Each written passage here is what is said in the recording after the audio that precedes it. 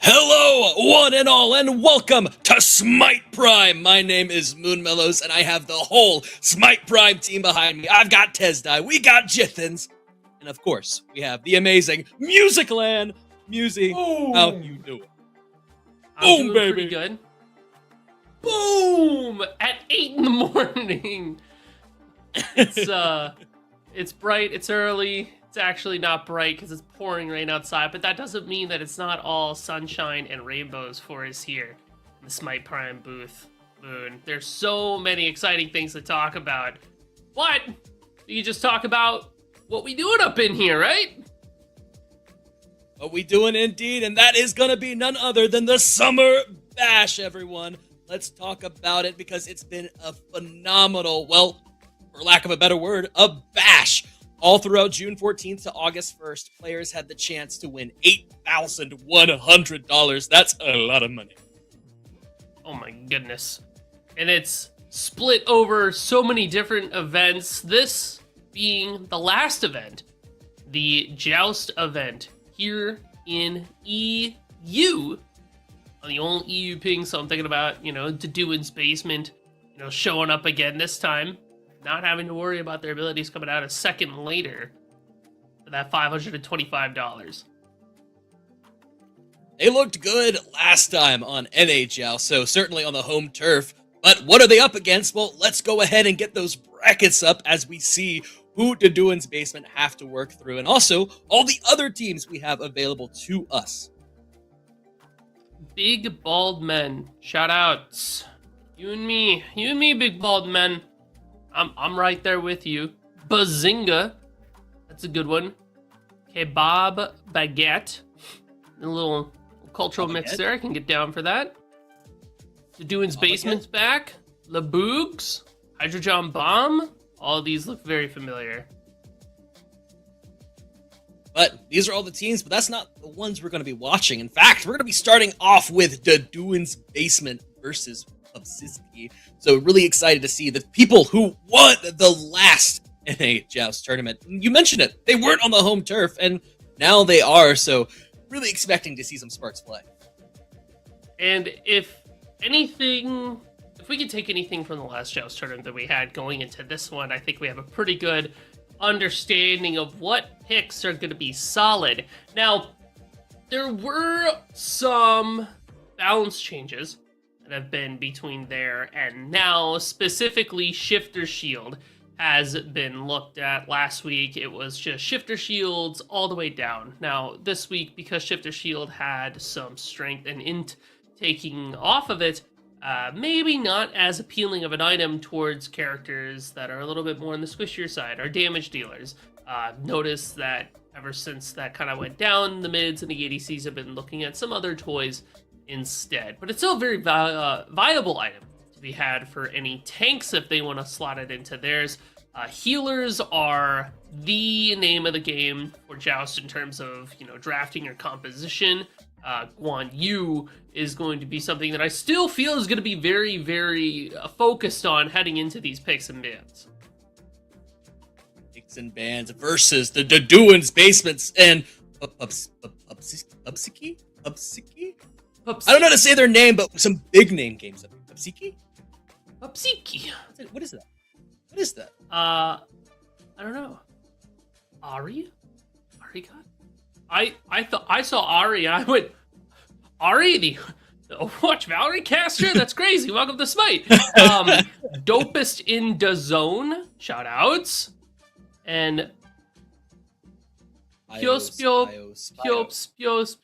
Yeah. That's a good one. All three people I don't know. That's exciting against people that I do know. And what we do know about Joust is we talked about it. We've seen it. Guan Yu. Mm-hmm. I specifically don't really want to see it because I just don't want to be hearing, "Get behind me," or "I can heal you," just green flashes on our screen for, 30 minutes. It's a conviction, boom, right? And you're like, ah!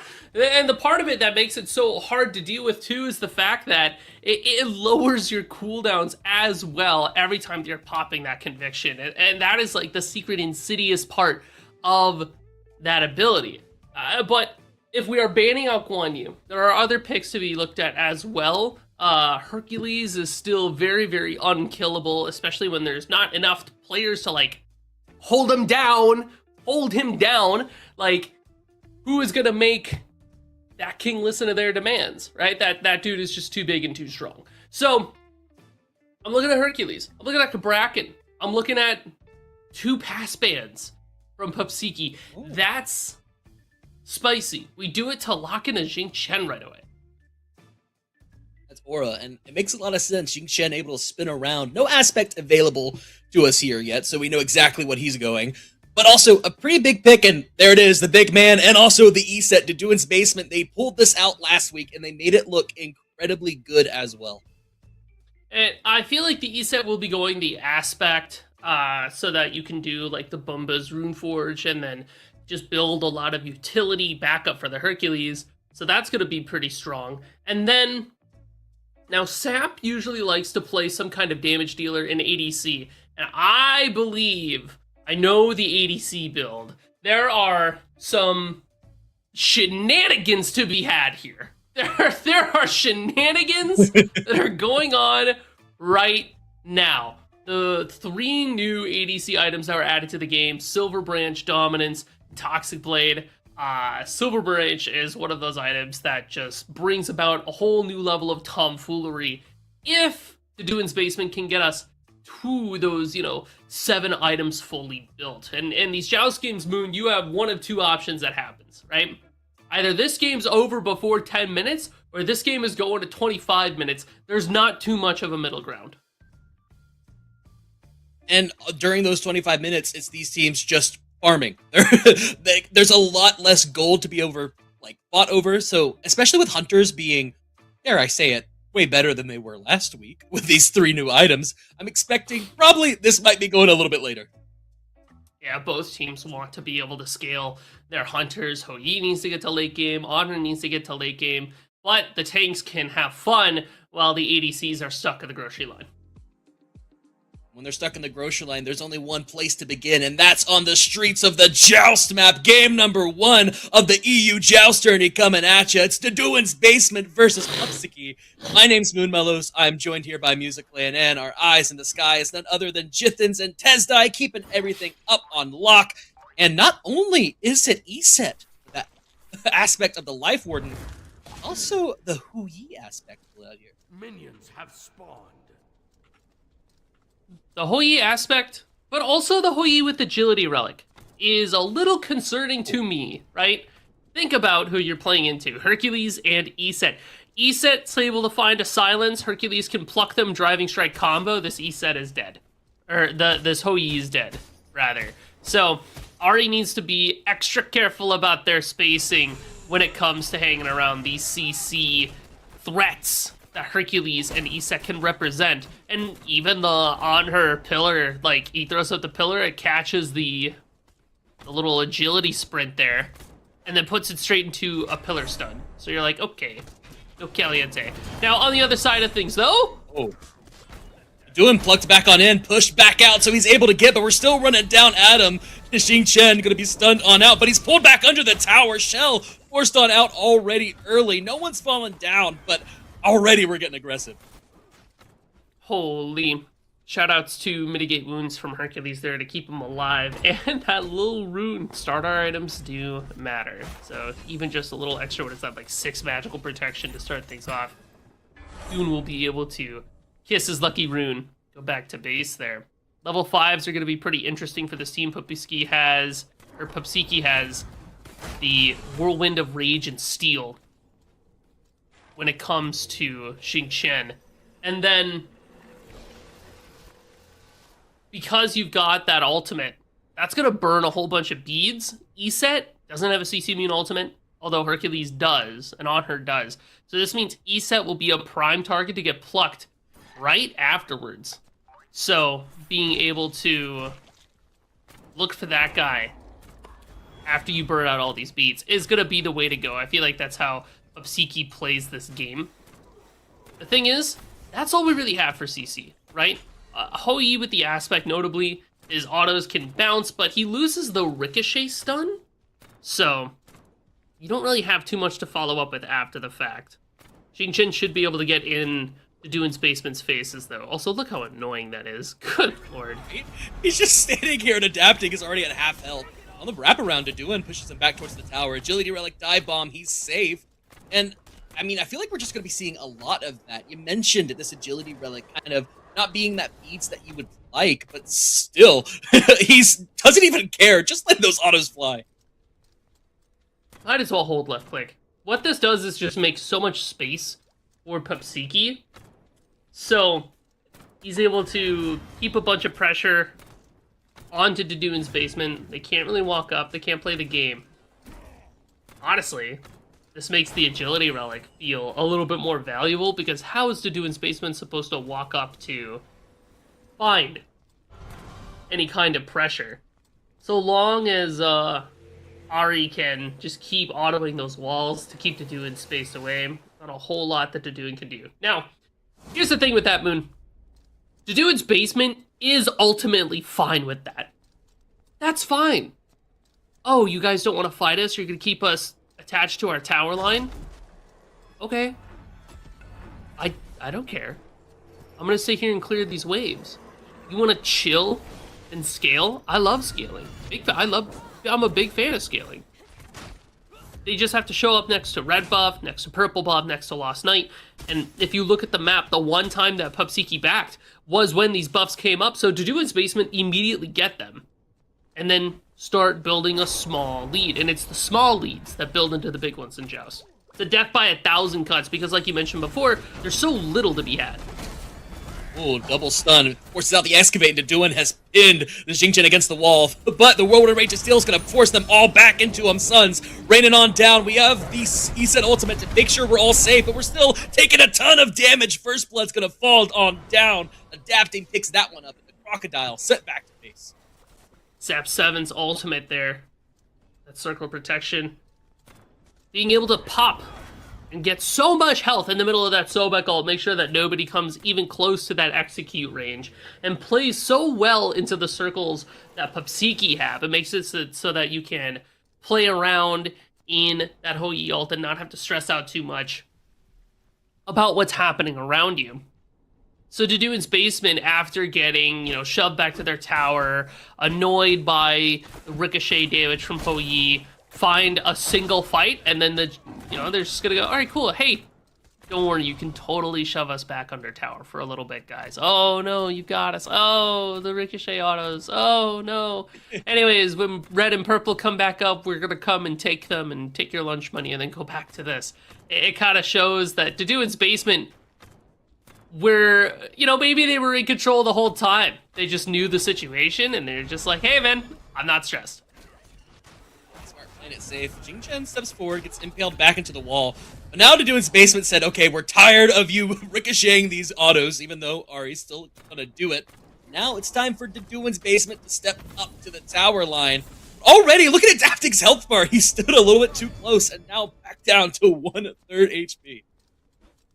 Yeah, just have to be careful about that positioning.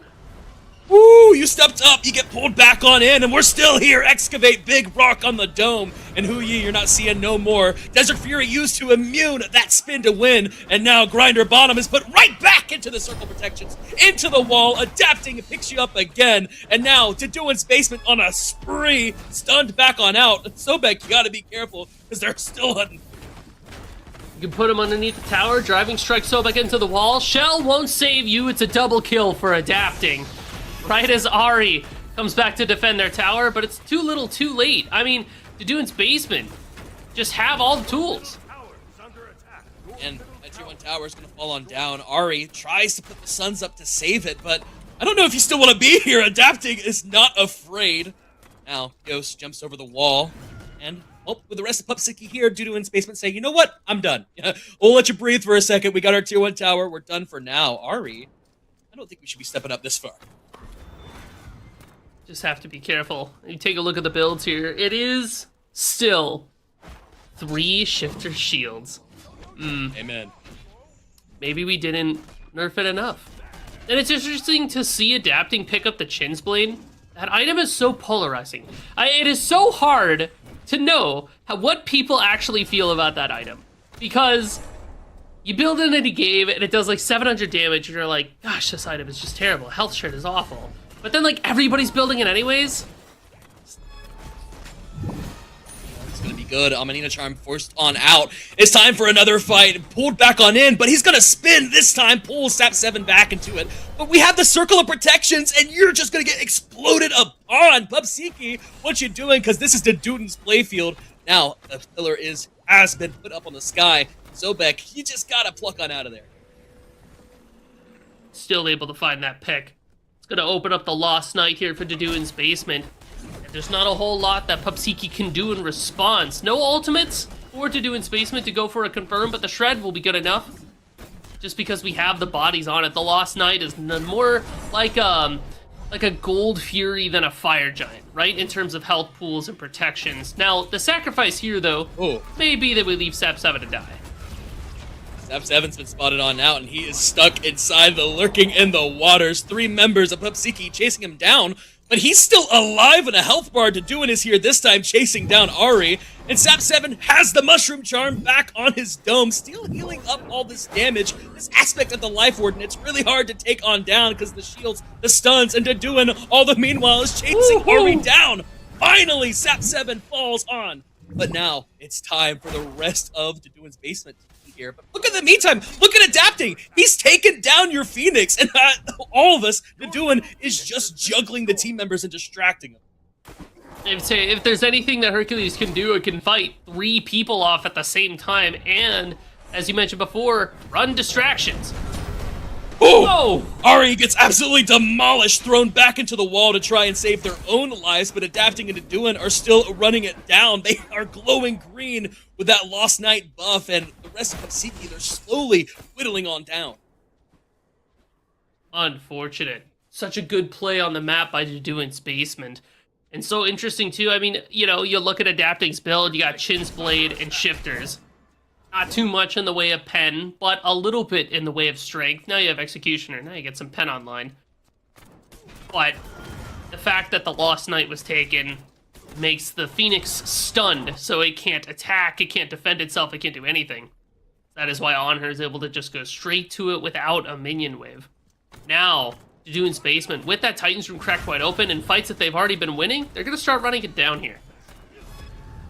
Time to win. Deduin's basement got tired of these ranged autos. Ari is the target, and Sap 7 is locked dead on, forcing them all the way back up to the fountain, ignoring everyone else. But now we've been plucked into the Titan Room. Sun's raining on down, and Amanita Charm and the Circle of Protection's gonna keep us alive. Dopest in the zone, lurking in the waters, trying to get the Soap Execute, but it's not gonna be good enough, and you stepped up too far. Impaled, push back, double time, and now Dopest in the zone is the target. Sap 7 picks them on up.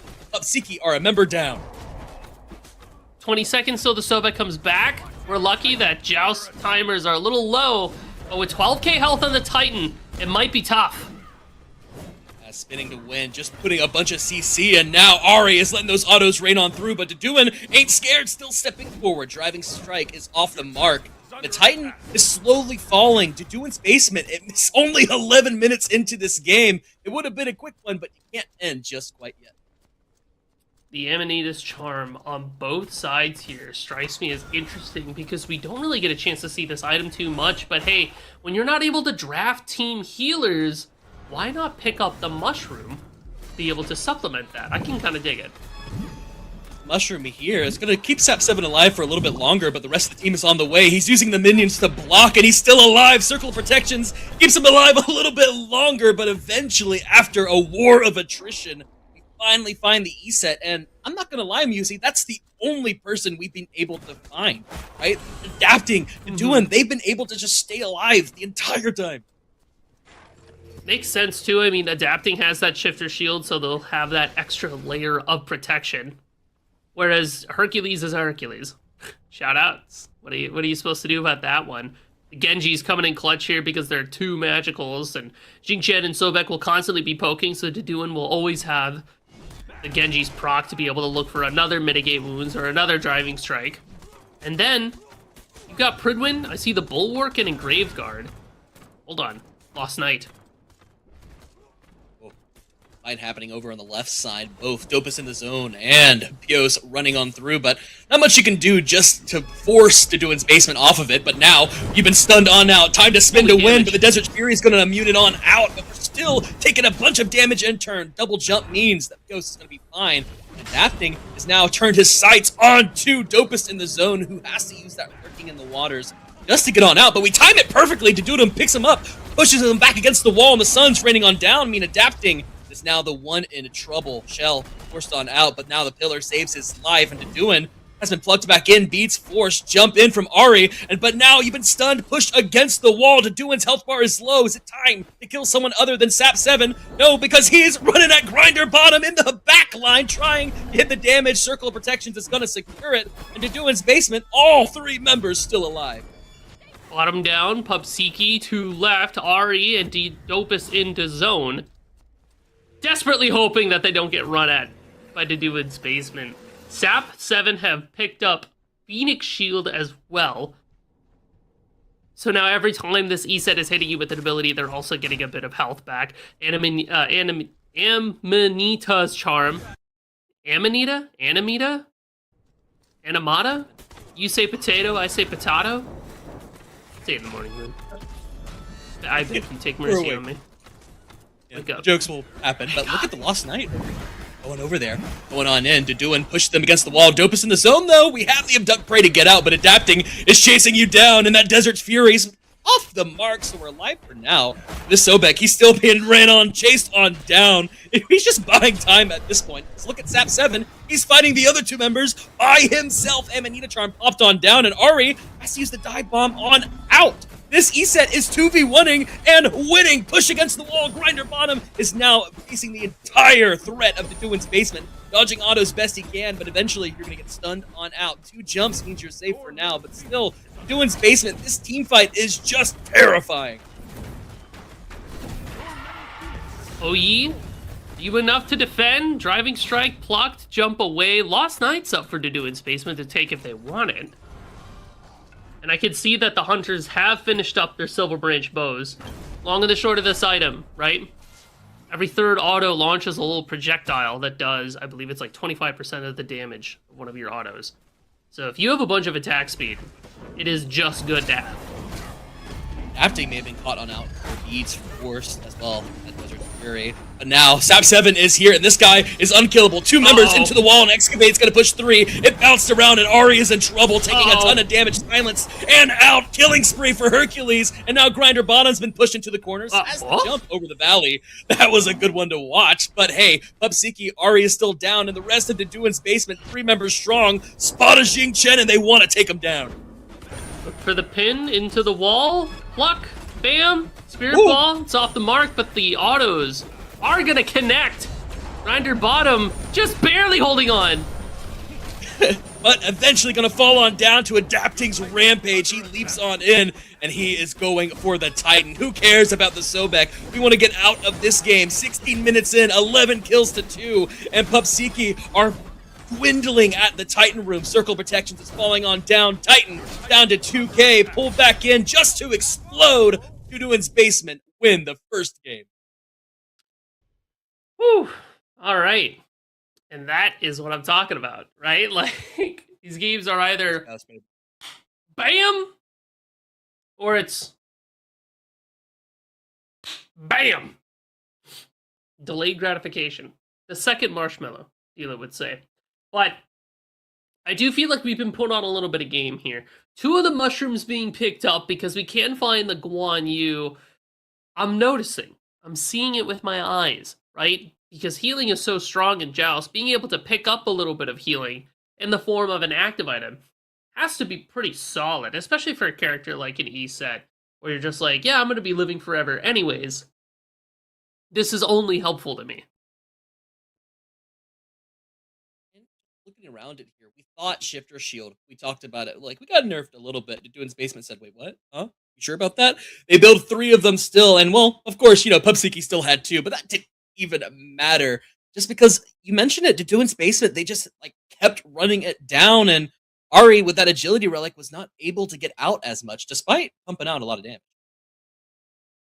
Yeah, it did eventually come back to bite them, right? Where initially they were like, oh, I can keep people spaced. I have the Hou-Yi, Ricochet autos. But at some point, you gotta pay the Pied Piper. And that is Hercules plus ESET. I mean, because Hou-Yi didn't have beads, ESET was able to just run at them, silence, stun, and this forces Hou-Yi to simply dive bomb away and try to make space. But the ESET has the ability to catch back up. So it was always kind of a tricky situation for the Hou-Yi.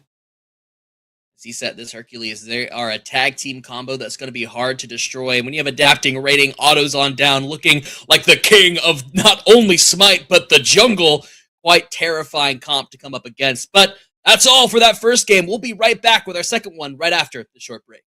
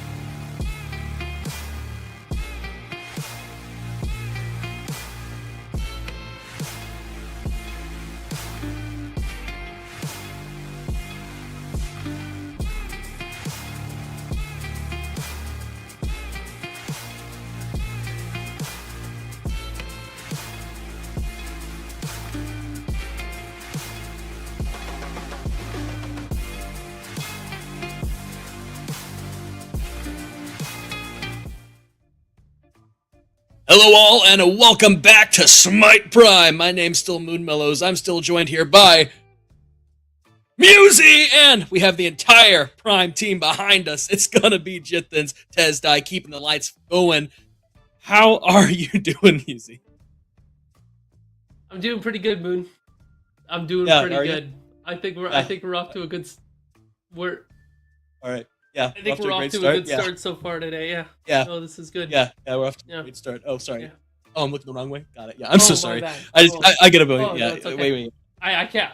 My eyes got broken. Yeah. I get. But the bracket's ready. Let's look at that. Oh, that's the exciting. Bracket. Yeah, the bracket, baby. Team Doodoo. Hey, they got in. Dodoon's basement. Doo now fighting Dodoon's basement, but that's not who we're watching. Look down there at the bottom. You see him? Get a thugs. T-I-J-E-I.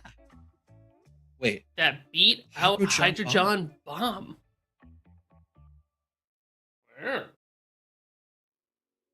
How about that? Spicy. That's good. What is the T-I-J-E-I team? Wait, I need to check that. That's the ACD team. Oh, ACD. Okay, that's actually kind of heater. The Americans not going to be able to colonize this time. They run through, got out down early. So I want to see them do well here. And also, Theater Thugs going to be a good one to look into. Hustle Wingu, ACD, Felly, Snatty, Timer 1K. Oh, this is going to be a good. This is going to be a good game. I wonder if any of these guys were in theater. If that's why they're the Theater Thugs. I would pay $12 to see Snatty perform in Cats. That is a crazy one. Skimble Shanks for sure. Snatty Skimble Shanks. Yes. Yeah. I think so. I am a musical theater nerd. For those who don't know, Musy also is somewhat of one.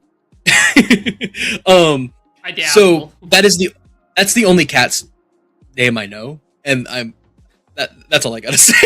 It was one more than me. Yes.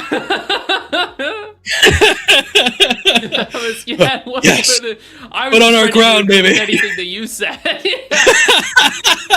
You put me up there, but hey, Theater Thugs. Whiskers. Yeah, 100% whiskers. Kind of, yeah. Obviously, Rey Mysterio. Bit whiskers. Yeah. He's coming in from the top ropes. Meow!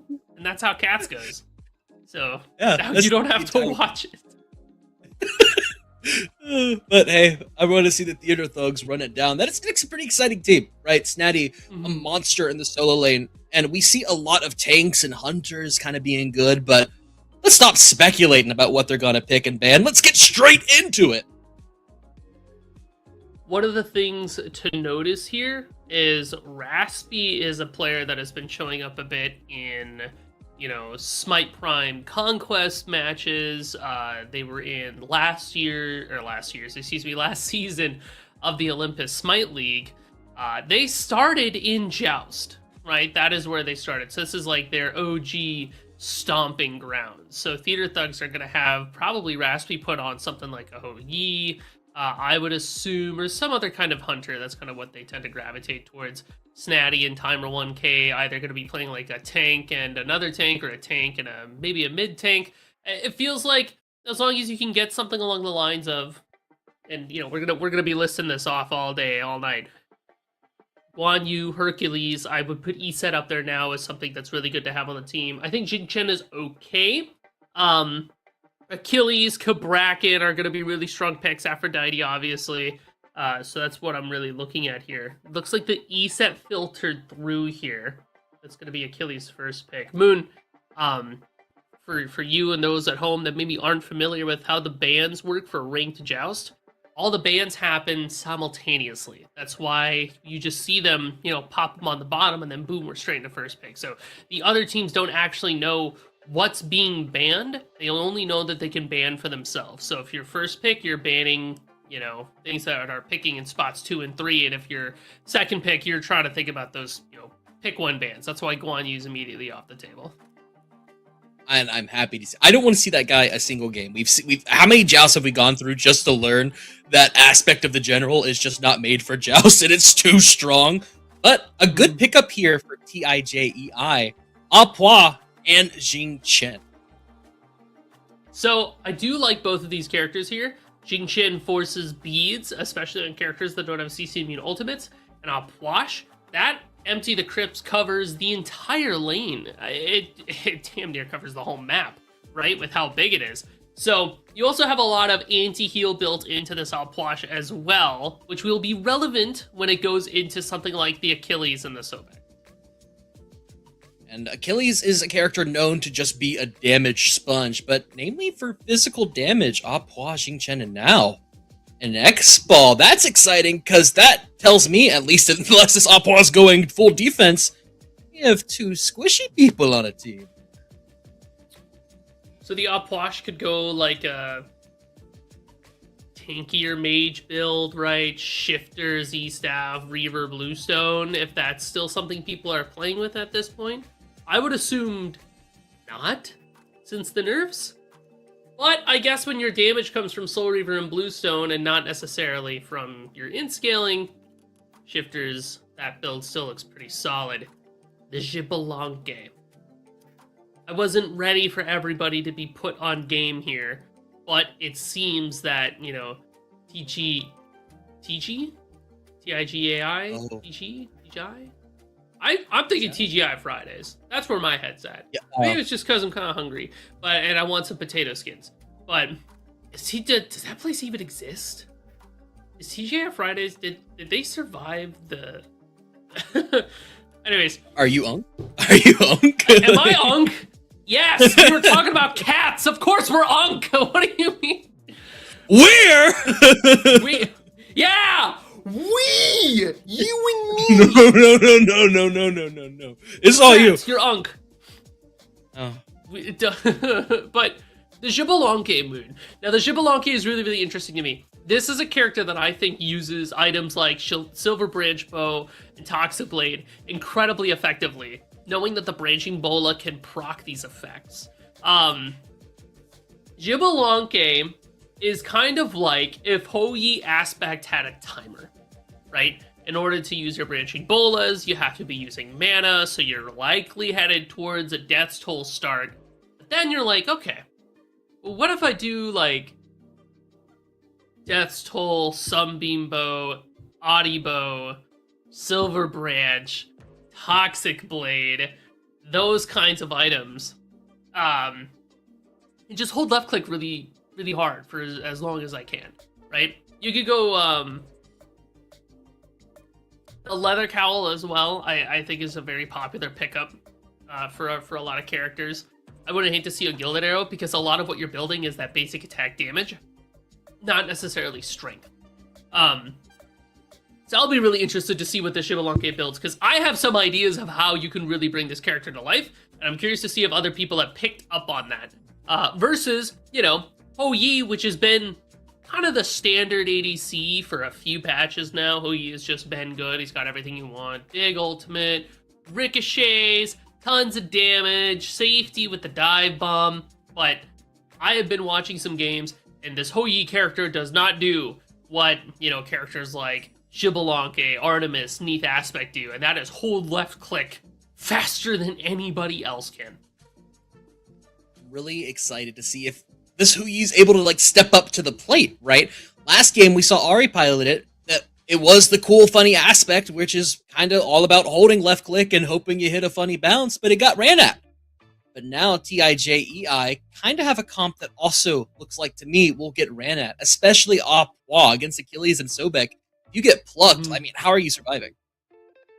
Yeah, it's going to be tough. Apois is going to need a beads. Maybe even they could do like the Talisman build, where it's like Bluestone, Talisman of Purification in place of Chronos Pendant into the Soul Reaver, into the E-Staff, and then Shifter Shield. Then maybe a Dwarven plate, so that what you're doing is just constantly proccing your Soul Reaver Bluestone with your low cooldowns. You pick up a corpse, you throw out another one, that kind of deal. As you're doing that, you're able to stay alive and kind of make space for yourself so that Achilles and Sobek can't run at you as effectively, and Xbalanque should be hanging out somewhere in the general vicinity to kind of give suppressing fire, is what I'm thinking. And then Xingqian is here to either start a fight or keep people on or off you with the roots, the dash, and that whirlwind of rage and steel. You talk about what theater thugs are able to do, I think you already hit the nail on the head, right? What are you going to do when a Sobek plucks you? If that Sobek pluck is able to connect on any of the squishies, if it's not getting beads, they're probably dead. Probably dead, right? Into an Achilles shield bash and a Hou-Yi damage that's going to happen there. It's hard to imagine that anybody really gets to survive that, especially if you're a squishier character. But maybe for the Xingqian, he'll have a little bit more time to play with because he's just going to be a little bit tankier. Tanky team versus the TIJEI. Let's see if the Theater Thugs have an opening number ready to blast us off, blast our socks off. We'll see as we make our way into game number 1. The Theater Thugs versus TIJEI. My name's still Moonmellows. I'm still joined here by Musy and our eyes in the sky, keeping the prod lights running. That's Jithens and Tez Die. And looking around, everything kind of looks pretty standard, at least builds-wise. So, I do see the Death's Toll into the bow there for Xbalanque, so that's exciting. I'm really curious to see what happens there. And I like to see that Raspy did not go the aspect on the Hou-Yi, because ricochet stuns feel so important when you need to lock down characters like an Upwash and like a Xbalanque, right? Because they are a little bit more susceptible to those range stuns, to the ability to get jumped on. So I like that here. Right over the red buff, it's gonna fall on down, be taken in, but look at Wangu just getting in there, getting a little bit aggressive. Feli was able to steal away that red buff, so again, just that extra bit of damage is just gonna be very important in these little poke battles. Oh, Xingqian's in, timer, health bar low, but no follow-up yet. It's gonna be the level 5 difference. That is going to be the scary thing. Theater Thugs have 2 shells, 1 beads, and the beads is going to be attached to Hou-Yi. Makes sense. He doesn't have the CC immune ultimate that Snatty or Timer 1K would have. Meanwhile, on the opposite end, it's 2 beads and 1 shell. The beads being held by the squishies, the shell being held by the Xing. So, being able to pop double shells for Theater Thugs is going to exacerbate just how tanky Timer 1K and Snatty are going to be. Whereas, you know, Wangu, hold on. Ooh. A little off the mark with that. Well, Whirlwind Rage Steel just means you're gonna get plucked back on in, but we've emptied the crypts already. ACD picks up first blood, and now Timer 1K has to sit in base for a couple seconds. I mean, that charge prey is what you use to get your opponents out of position, but it also is your escape tool to get away from something like an empty the crypts there. So it's a good ultimate from Fel, immediately hitting level 5 and then just letting it rip. I like the ult from ICD there as well, because if you're trying to walk out of the Xbalanque ult, you get slowed like a crazy amount the moment you step outside of that circle. But you have to step outside of the circle because in the background, you're sitting inside and empty the crypt, so there's actually just nowhere to really go.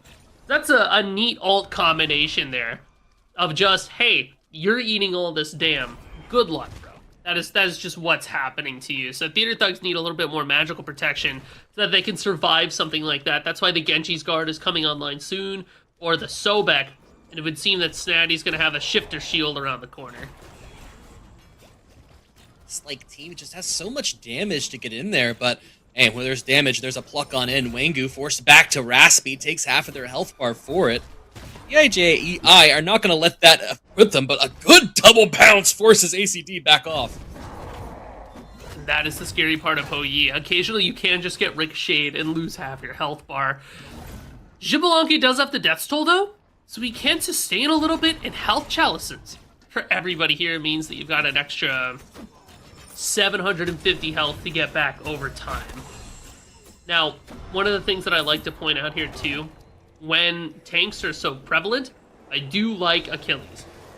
Achilles is one of those characters that can also be very, very tanky because of his passive. He gets passive prots and health.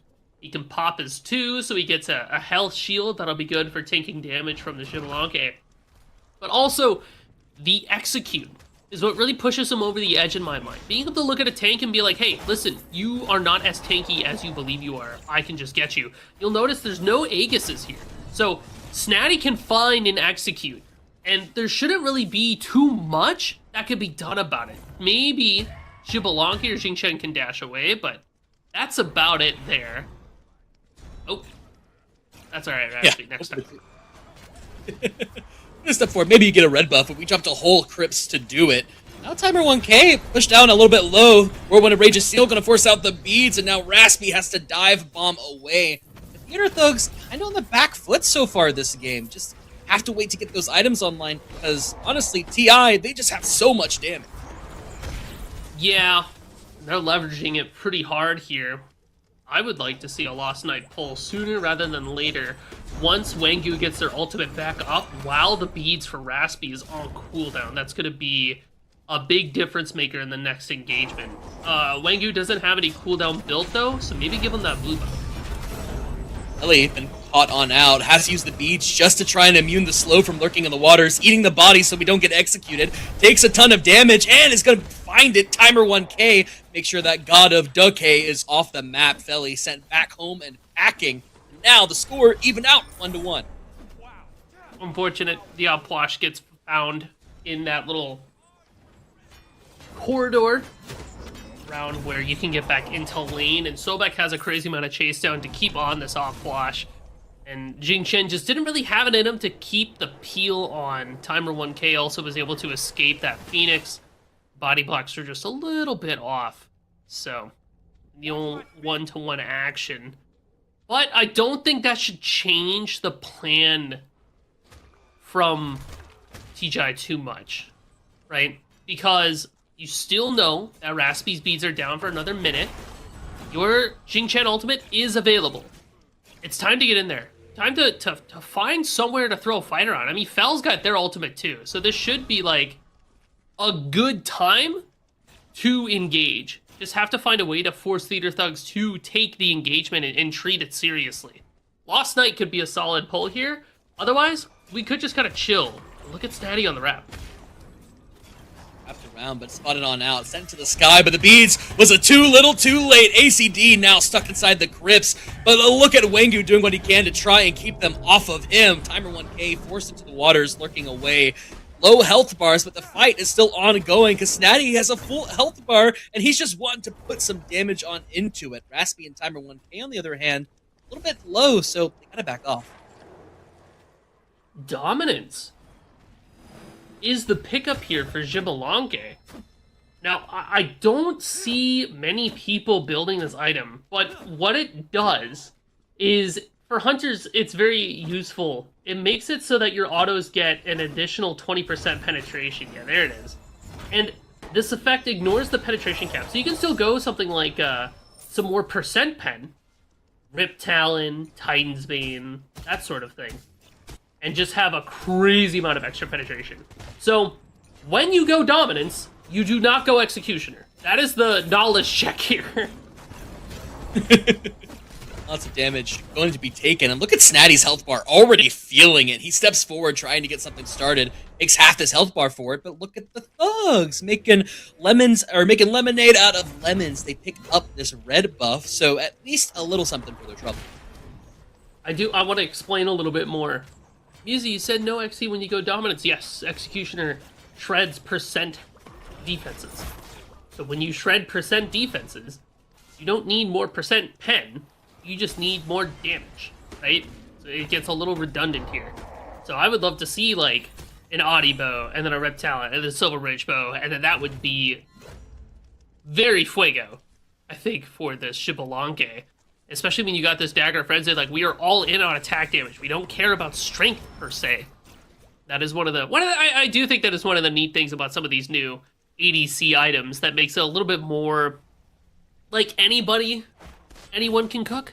Anybody can build these items, because it gives you not strength, but attack damage. So, like, when Freya hits this game, it's going to be awesome, because she gets to have Silver Branch Dominance, and it's going to be, like, very, very good. You're like, ow. But that's maybe next year. I cry. We'll get there eventually. We already have Kerberos, like, please. Freya and Service, a pretty iconic duo lane, as you know. We'd like to see them here this time, but not going to. Theater Thugs, they Smells. try. They got a little aggressive here, right? They picked up a Mhm. couple of buffs around the map. It started the like Lost Night, but just again too much damage from this TI team. And now, I mean, looking at it, Felly going for a little bit of defense, right? That wish granting girl, possibly, Mhm. but still not really that tanky, Staff. right? It's still gonna fall down pretty easily. Oh, Yeah. E-staff there for Fell is the direction I think they're taking. And Raspy is committing a cardinal sin right in front of me. That is a Hunter's Bow and a Survivor Sash. You already have dominance. We don't need the Executioner. well, Timer 1K may have found his Executioner, has the pluck on out, forced to use that Lurking in the Waters, and the beads also down for Raspy. 3 ultimates down, force out a Relic and an ultimate from the Theater Thugs, and now a little bit weaker, have to step on a back, but TI, they got what they wanted. Being able to find the Hoi beads again. But we haven't been able to capitalize when we take Raspy's beads. So, while I do think it's a good indicator that we're able to get those, it just becomes, can we actually follow up on that? Alright, they both went Executioner. Now I just feel silly, don't I? I don't know, man, I'm just saying, I don't think, this was like a Smite 1 conversation that we used to have all the time. Reduces protections. Yeah, you don't need to get extra. Anyways. Reduce protections even on down. That just means Wengu gonna take a lot of damage. Well, not really at all. He steps forward and like takes half his health bar. And oh no, it's time for yet another fight. Beads forced on out. The sun's raining on down, but both of these teams, they have pretty good anti-peel tools. So like someone tries to get something started and they just get out. Yeah, and it is very hard to run at an Xing Chen combination here. Because they have so much area damage and CC to keep you locked inside that area damage. The roots are especially annoying from a Xing Chen. Is this a Lost Night pull? The ultimates. I mean, we don't have Hoi ult, but we do have our tank ults. Chen is here, going to be able to spin to win. No beads to use this time, just to force Raspy off of that Lost Night. But Chen, you stepped a little far forward. You're going to be in trouble, buddy. Plucked back into the loving autos of Raspy, but we've got 2 jumps. And again, Wengu is out of there A-OK. This game's going a much stark contrast from our first game. There's the E-staff pickup from Fell. I see the shield and the runes. We know Shifters is on the way. After that, I would imagine you're going... You could upgrade your your Purification to Talisman if you wanted to, if you're that worried about it. And then pick up, like, Aegis for your Opwash here. Because I feel like once you have your E-staff plus your Soul Reaver plus your Bluestone, that is, like, that's your damage. You just get to go with a couple utility items after the fact. Whereas, you look at Raspy and ECD's build, double Hunter's Bow, so I imagine Audi Bow is going to be next for Raspy. I would like to see the Audi Bow for the Jabalanque as well. And I really wonder if we get to see a Silver Branch or a Toxic Blade. I genuinely believe Toxic Blade is, like, one of the good items that I want to see more people build, especially because healing's so good. And we, like, Hunters are pretty good right now, too. So Toxic Blade is one of those items that I feel gets so much value, especially into characters like a Sobek, an Achilles, or an Opwash, or a Xing Chen. Like, being able to deny some of that healing is very, very strong. I see the Erosion pickup here from Wengu too, so that's a good answer to the shells. Erosion being one of the few items in this game at this point that give you % protection increase. Talking to Wengu, but once again, he's got 2 jumps. He's fine. So, I mean, it's good. I like to see the Erosion pick up here, but also, talking about anti-heal, they also have Felly, right, who's just able to be like, no healing allowed. And also, the Thugs, they just have a lot of, like, possible small little heals, right? Sobek with that Sickening Strike. Snatty, anytime he's glowing in Radiant Glory. So, interesting to see it here, and it's working out for him, just a pretty slow game. I like Snatty's build here, too. When was the last time you saw Hussar's Wings?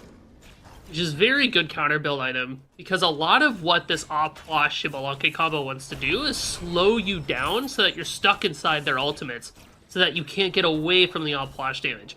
with this Hussar's Wing, Snatty just walks out, right? You are immune to slows. Shout outs, right?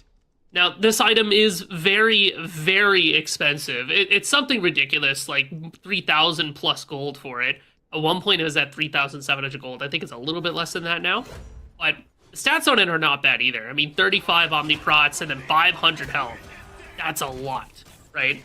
So, it's a big investment for Snatty. It sets his build back. Like, he's going to be sitting on that bulwark and defense for a schminute before we're actually able to turn it into anything because of how expensive Hussar's Wings is.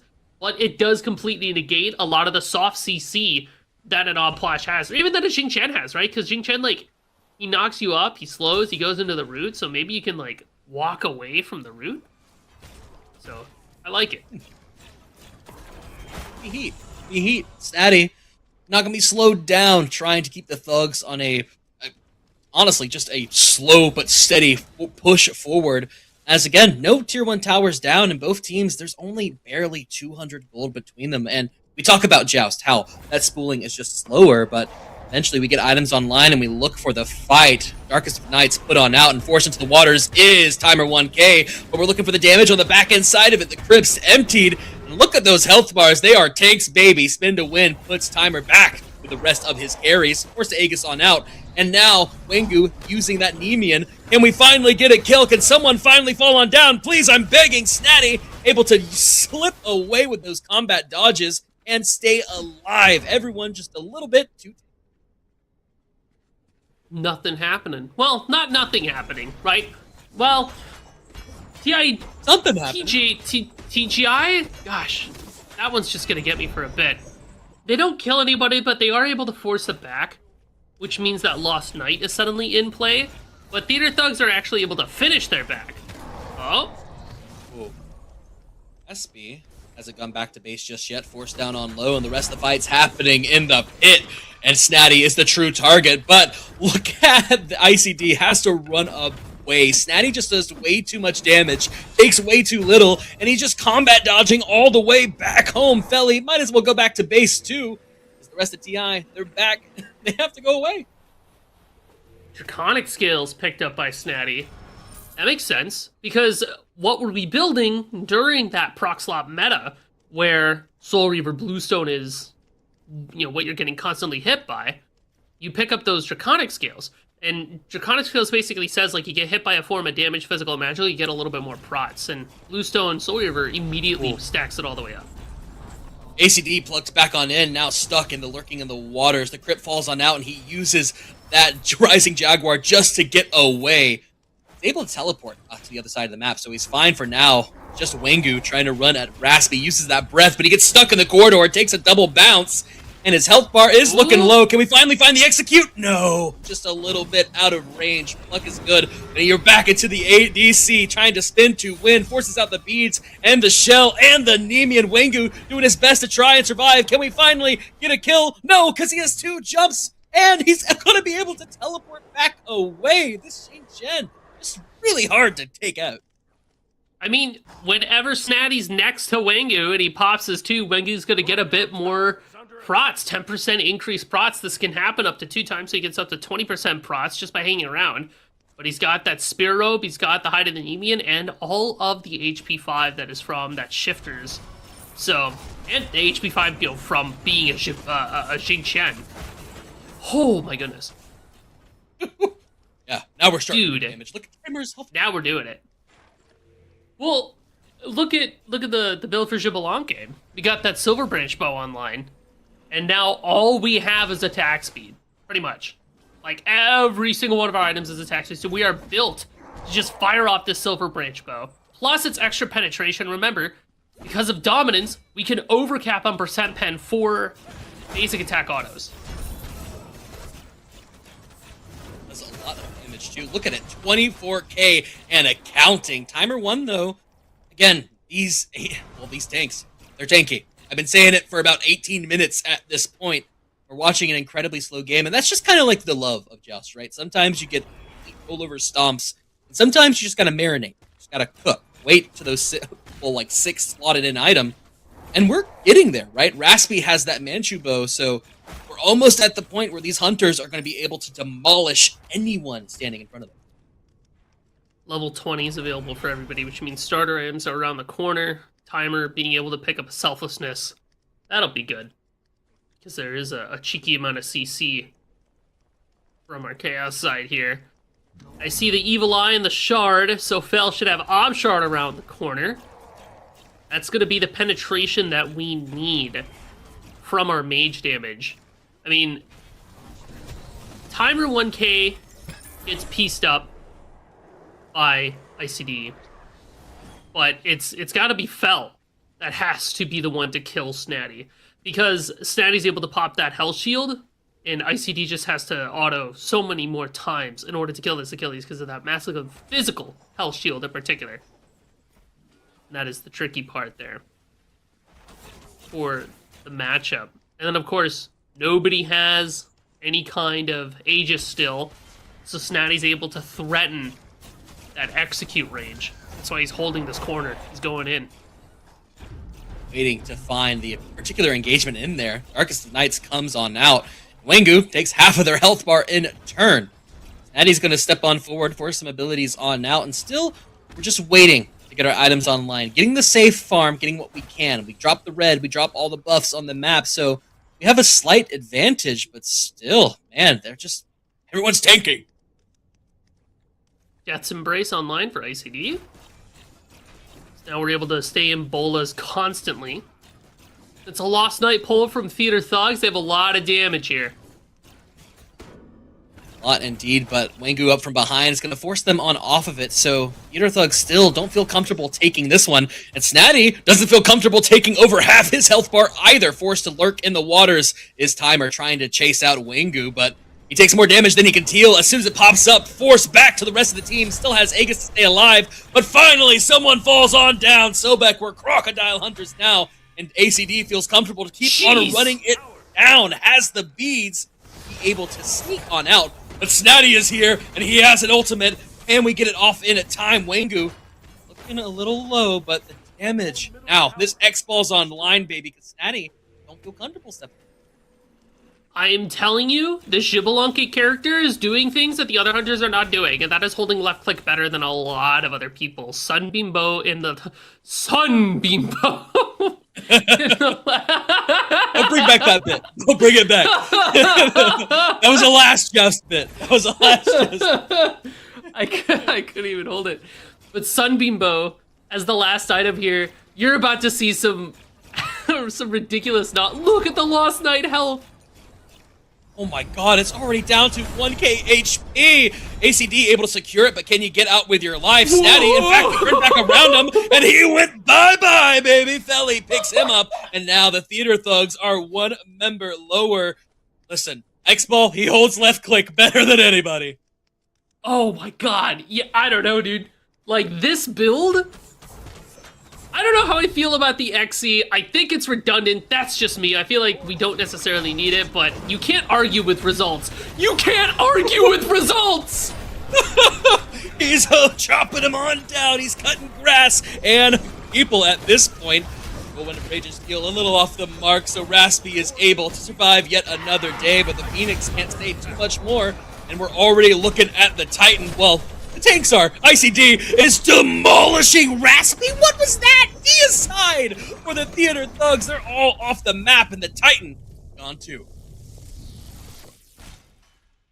I knew in like the back of my head that Xbalanque was going to be really solid this patch.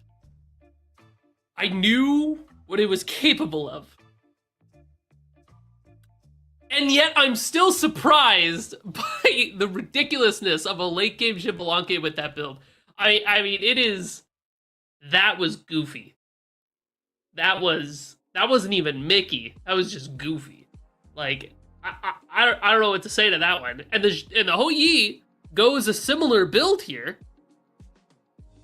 But I'm telling you, these other hunters are not doing what the Artemis, the Neath, and the Xbalanque are doing. Like, if you have an attack speed stim, if you have something that makes it so that you're able to fire off autos at a ridiculous pace, or you have some kind of OP auto stim like a Branching Bolas, you are a very, very, very strong hunter in this game. I would really expect and hope to see more Xbalanques today, but also like Neith, Aspect, or Artemis too. These characters that just get to press a button and say, hey, listen, I win the 1v1, and maybe I win the 1v3. Still see Shift Shield, but hey, baby, Hunters are back, and they are going to tear you on down. ACD, their team, able to push on through this time. That's not all we got for you today. We still have some more Summer Bash EU Joust action coming at you right after this short.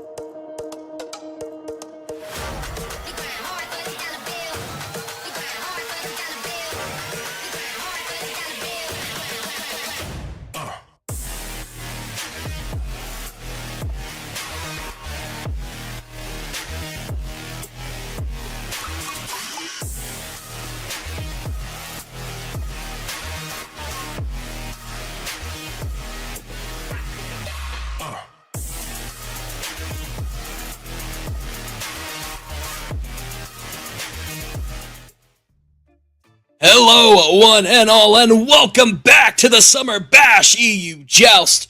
You're here in the semifinals. My name is Moon Mellows, joined here by Musey. Look the right way this time. He's still here. I know where you are now. I know where you are.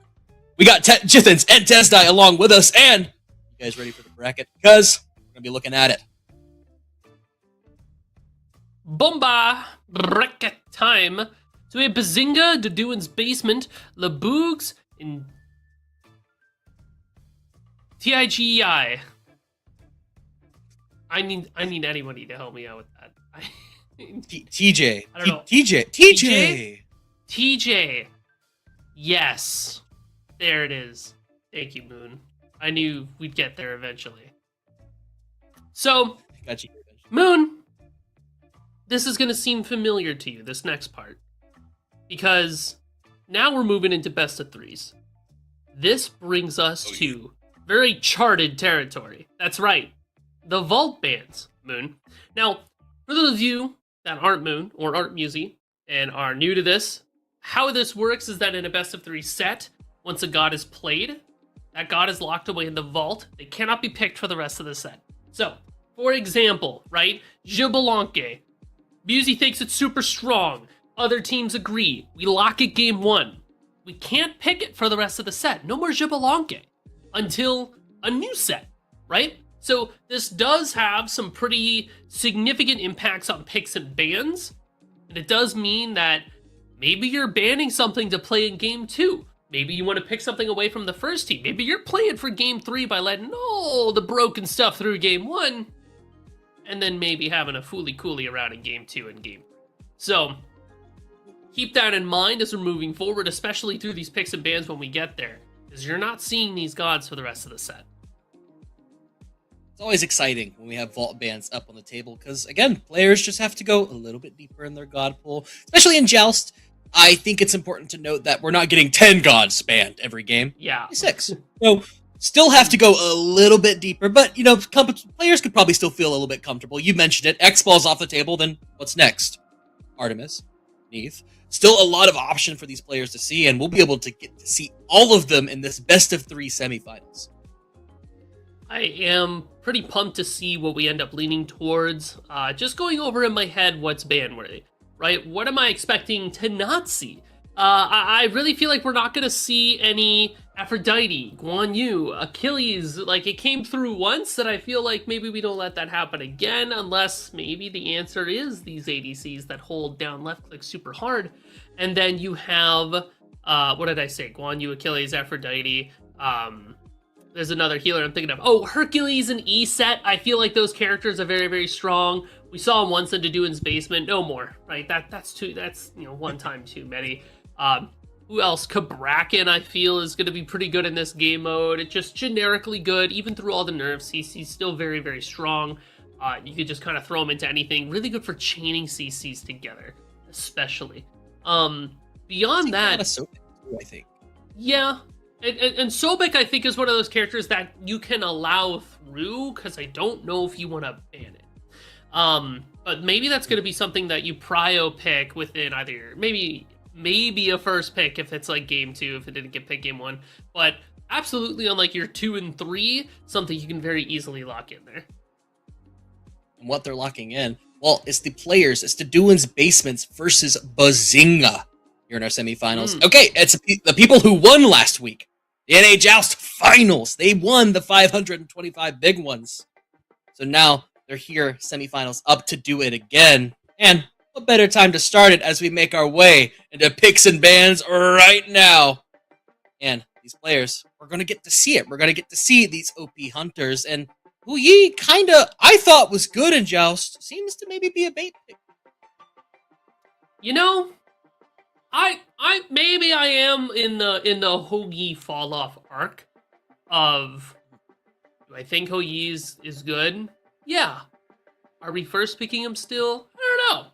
You know, and maybe it's just because the new toys look so shiny that, you know, I'm letting Woody drop to the floor. I don't want to play with you anymore. But I'm telling you that I don't think Hu Yi is doing what some of these other picks are doing. So some of these other picks are just doing some ridiculous Twitter clip nonsense. So it'll be interesting to see here. So we have Black Knife and Des on the same team. Spoilers, guys.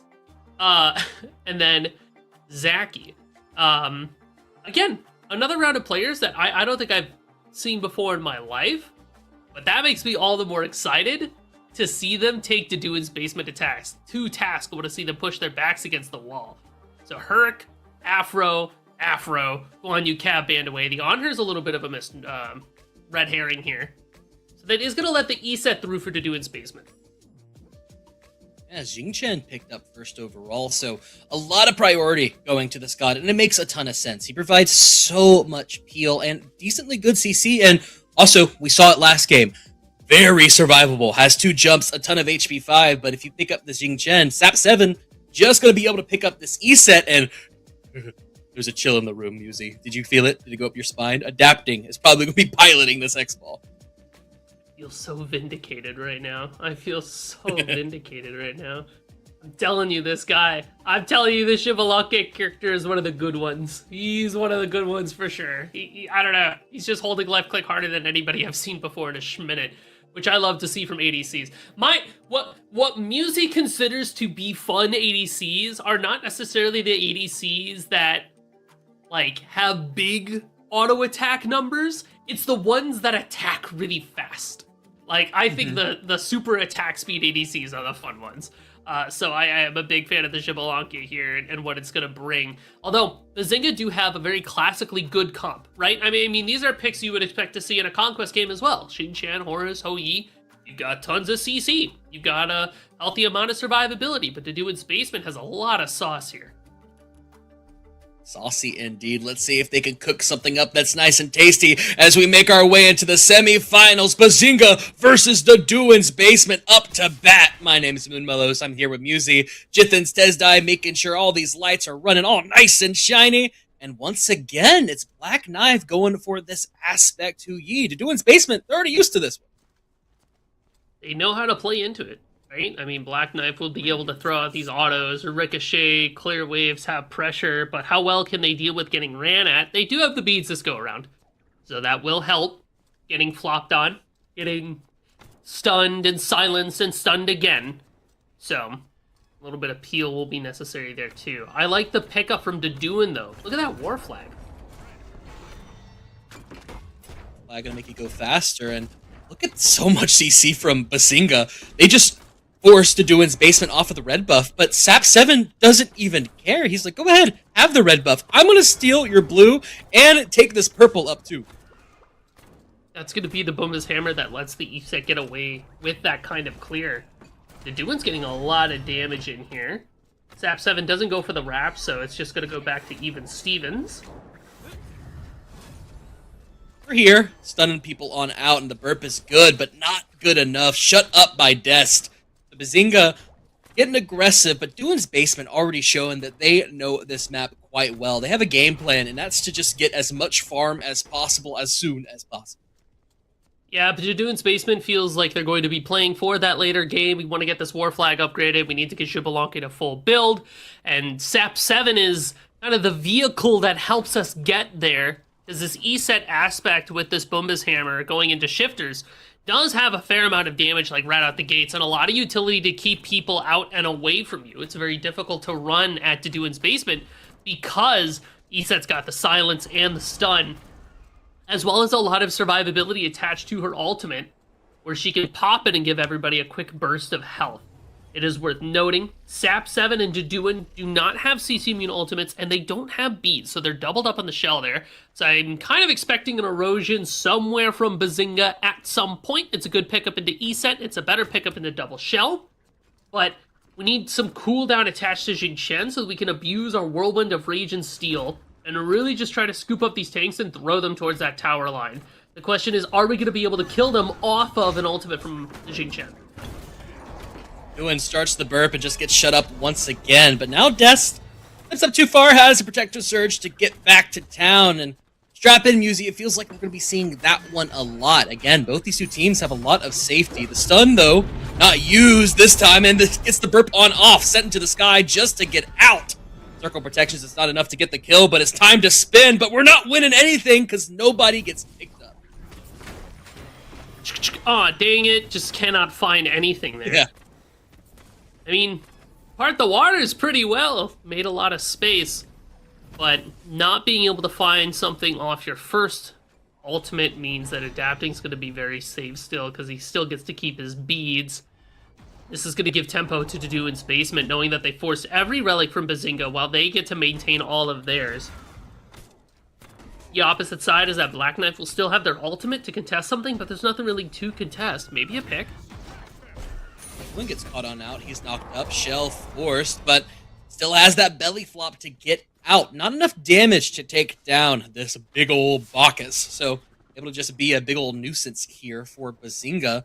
Once again, we're back to just staring at waves, and Deduin's basement, they outdo the clear. It feels pretty convincing.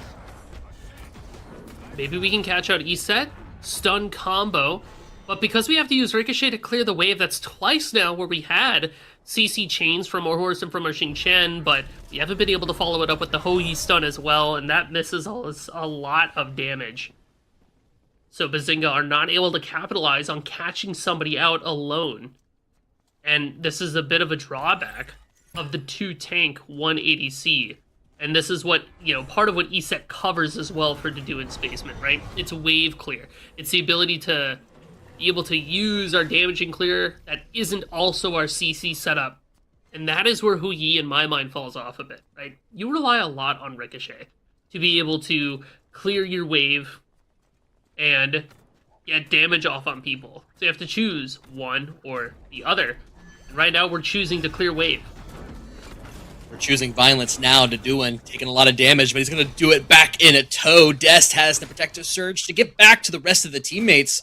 But still, slowly but surely, every time we have these little engagements, Musi, Deduin's basement doing a little bit more damage than they did the last time. Double jump on in, forces out Adapting's beads. And Zaki, you stepped up way too far. Sap 7's going to pick up first blood. And now this Xing Chen has to go back home. Man, well, Black Knife has the ult, lock into Deduin's basement.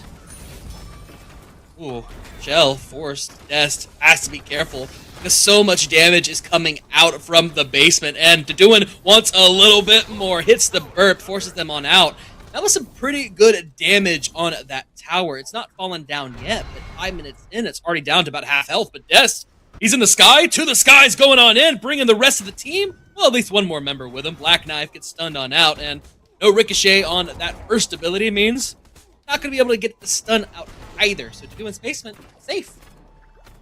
Say, those autos are ricocheting there.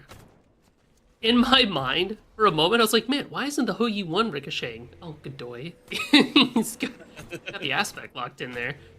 So, that's, maybe building into what I was saying before. We're not able to kill people off of the couple of CC lockdowns that we have.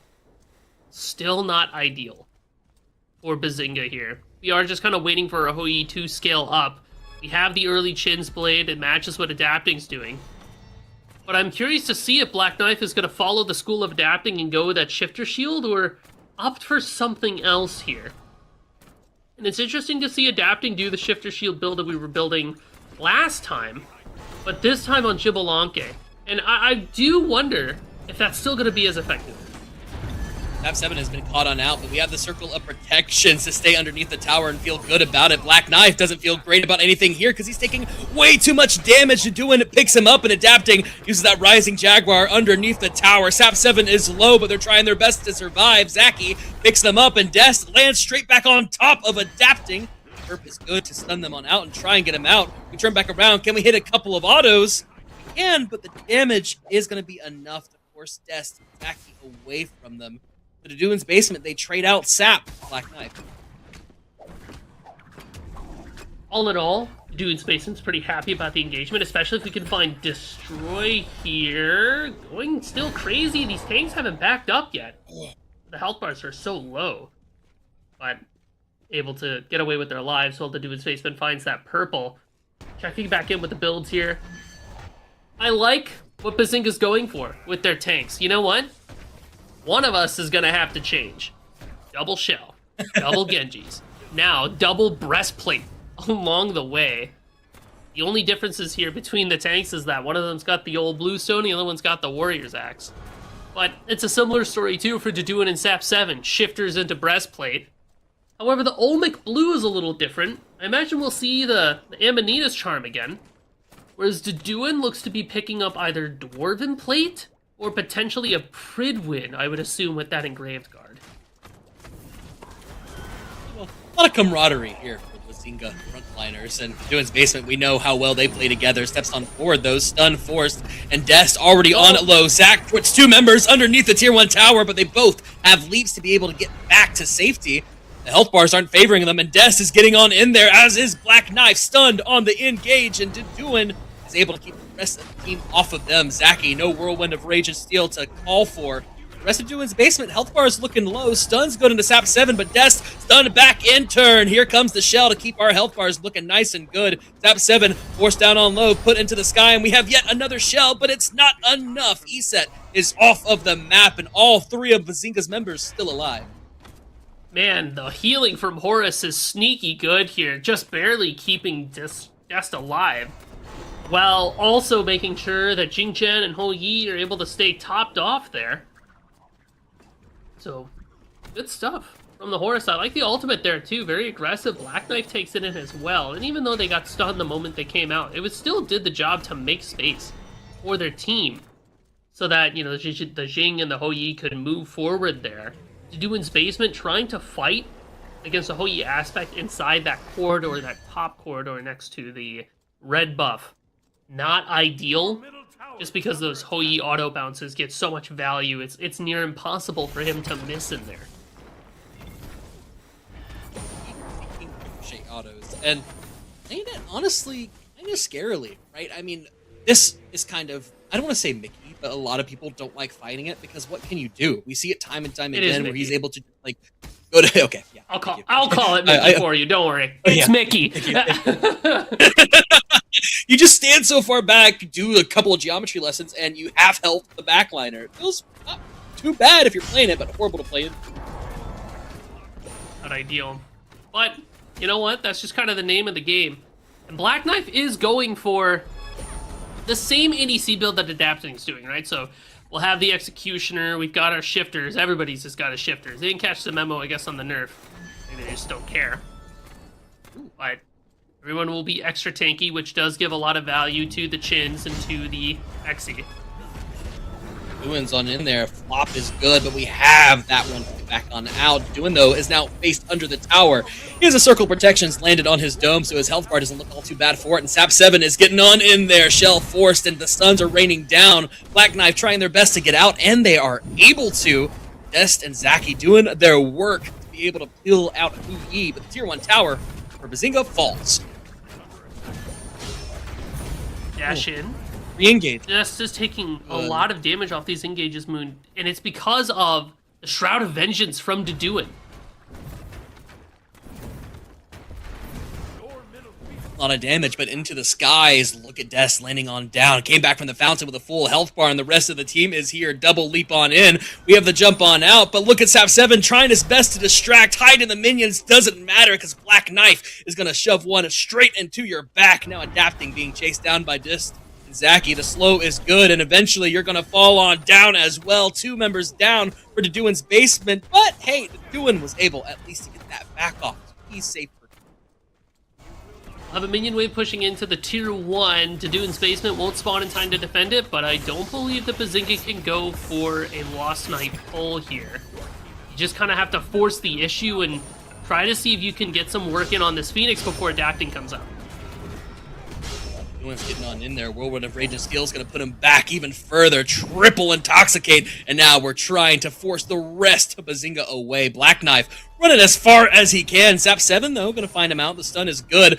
But look at this peel. It's like they're just playing Sap 7 duty, trying to keep them off. But how well can you do it when the CC from Deduin's basement and you locked in tow? Their health bars ain't looking great. Black Knife over the wall means he can't get hit by autos. Dest falls on down, and you can't back away there in the bush because adapting, he spotted you on out, and Deduin's basement is on the case. Flop over the wall. Belch will catch. Black Knife is dead. Zaki will be the only one to defend here. Adibo is finished off by Black Knife while they're back in that base, but might be a little too late. Man, Deduin was doing so much damage with that Shroud of Vengeance when they stood next to Black Knife as they were getting CC'd by Zaki and Destroy. It was just too much damage.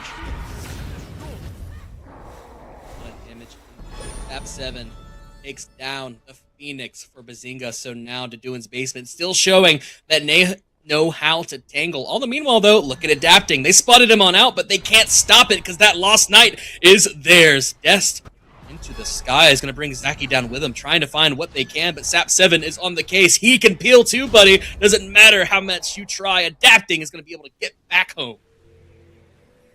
Titan is disabled. Deduin's basement will have that Lost Night buff, which, if I'm not mistaken, was it nerfed recently or was it nerfed a patch ago? I think the time is blending in together, but it's still incredibly strong. I mean, it gives you some of that penetration, some of the health and mana regen, like a baby fire giant buff.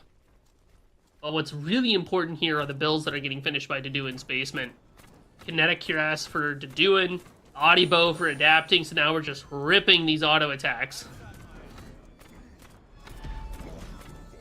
Auto attack through, and just look at them try and bounce around adapting. Just gotta be careful of where you step. The rest of Deduin's basement, though, they're stepping on forward. Here comes, turn out the lights, and we've been spotted on out. Dest, Zaki on the case, but Deduin is running down Black Knife, so that means they just don't have the damage to get the kill. But look at Dest's health bar, it's falling down on low, has to use that to the sky's ultimate, but he can't get out fast enough. The bird has been shot from the sky, and now Zaki is the next target. 3 members strong, they have the lost for another 30 seconds, and the Titan is the target. It's falling down fast. Black Knife needs forced on out early. Has to dive bomb back to the fountain. But all the meanwhile, the basement, they're still on the Titan, pulled down to about 3k HP. And what can you do to stop it? Because they just do so much damage, and they're keeping you stunned and away. These guys are just playing with their food at this point. Black Knife is sitting in the fountain. What can you do to kill him? Not much, but you can finally end the game. Oh, man. Yeah, at some point, it was really Deduin in my mind that put in a lot of work this game. This Bacchus got in everybody's face and just had a bunch of damage. And, you know, items like Shroud of Vengeance, Kinetic Cuirass, these items that just give you free damage simply for existing in a fight. What are you doing? Oh, I'm getting CC'd and throwing out auto attacks. The same thing that every tank does ever all the time, right?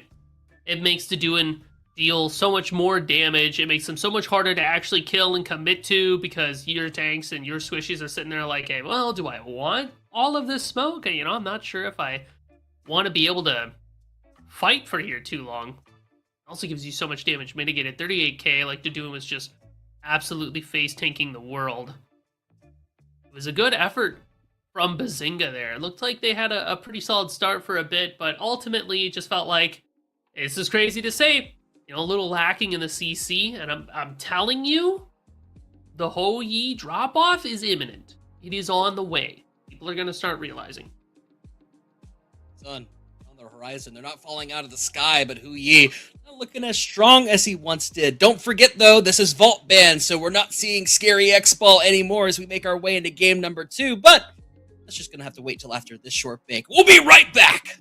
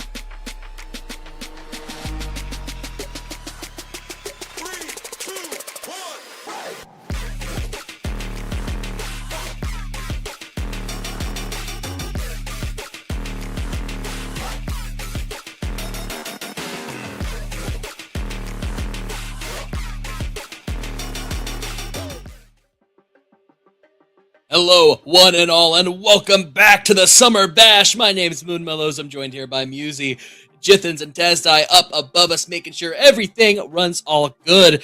And don't forget, we're into game number 2 of the semifinals to Duin versus Bazinga. Musy, how you doing? I'm doing pretty good. I'm excited. Let's touch on this really quickly so we can get right into the game, right? Ball bans. All the picks we saw in the last game, no mas. No more.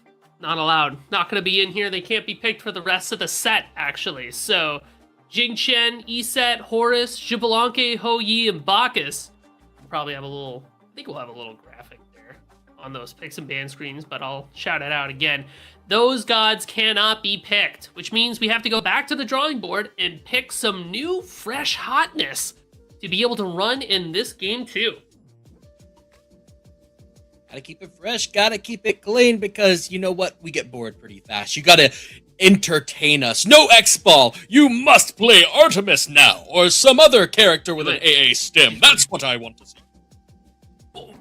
That's what I'm looking for. That's what I want! I want somebody to play Neath. I want somebody to play Neath so bad. I saw Neath last week in a Joust. It was in an NA Joust. Somebody locked in Neath. And it was like I saw the future. Now she's even better than she was before, so I'm telling you, you should just pick her. She's so good. Up on the block, will she get picked? We'll find out here now as we make our way into picks and bans to Duin's basement versus Bazinga.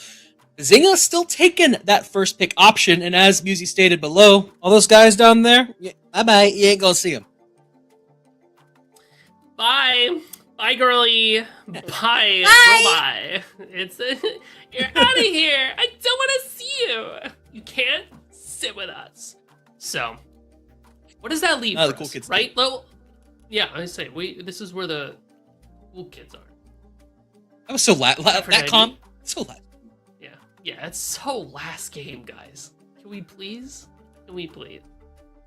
Okay. Achilles, Aphrodite, Cabrakan. Ban those gods.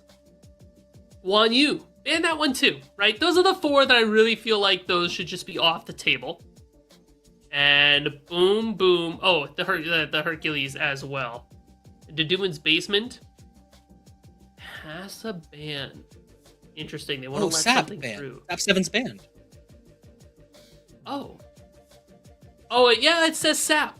Backwards. Flip. Well, it'll be a 2v3. Very sewer reminiscent there. That's what I say. I feel like pickups. Right?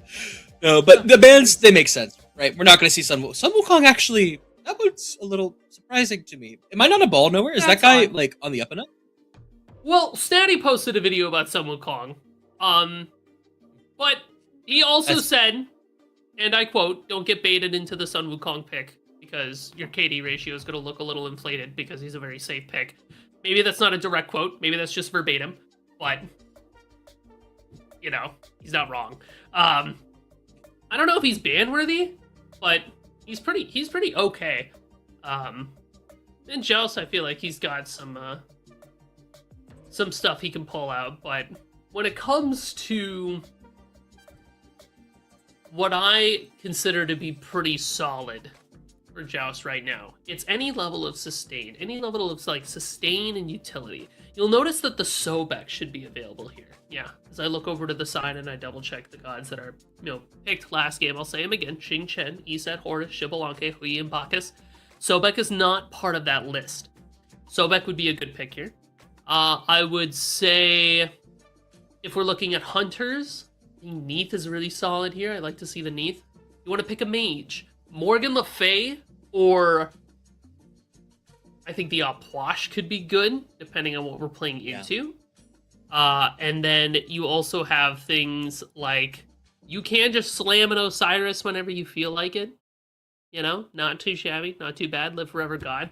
But, and this is, maybe a controversial opinion. This is where things get crazy. But if healing is really good, and hunters are really good, isn't Bologna with Aspect just solid here if you go like Arrowsbow? Yeah. Like, Aspect, Bologna, Shield Bash, and yeah. It just makes so much sense, right? Like, especially when hunters are good. Bologna is pretty notoriously anti-hunter, has a disarm in the kit, able to run at you. Maybe also, haven't seen it yet, I'm not sure if it's banned, let me check, but I don't even know if it's heat, but Aspect, like Bastet, right? We don't see it a lot. It's not banned. It's able to be played. Maybe we don't see it for a reason, but I don't know. I feel like something with a disarm could go pretty ham. See, Aspect Bastet is something that could be pretty fun. Not something we see very often. I feel like a lot of people don't find a lot of value in it. But she is a beads burner. I think the thing about Aspect Bastet is she's like a support in the same way that, like, she's like a backliney support. She can't really face tank too well, but she has a lot of really solid CC. Like, the range stuns are just good. They are just good. She's got the disarm. And then the kitty cat pickup is a beads burner there. So I feel like there's some potential, but your team comps have to be so tight in Joust. It has to be so focused. There's no wiggle room like there is in Conquest where you're like, oh, this is like my counter pick in my comp.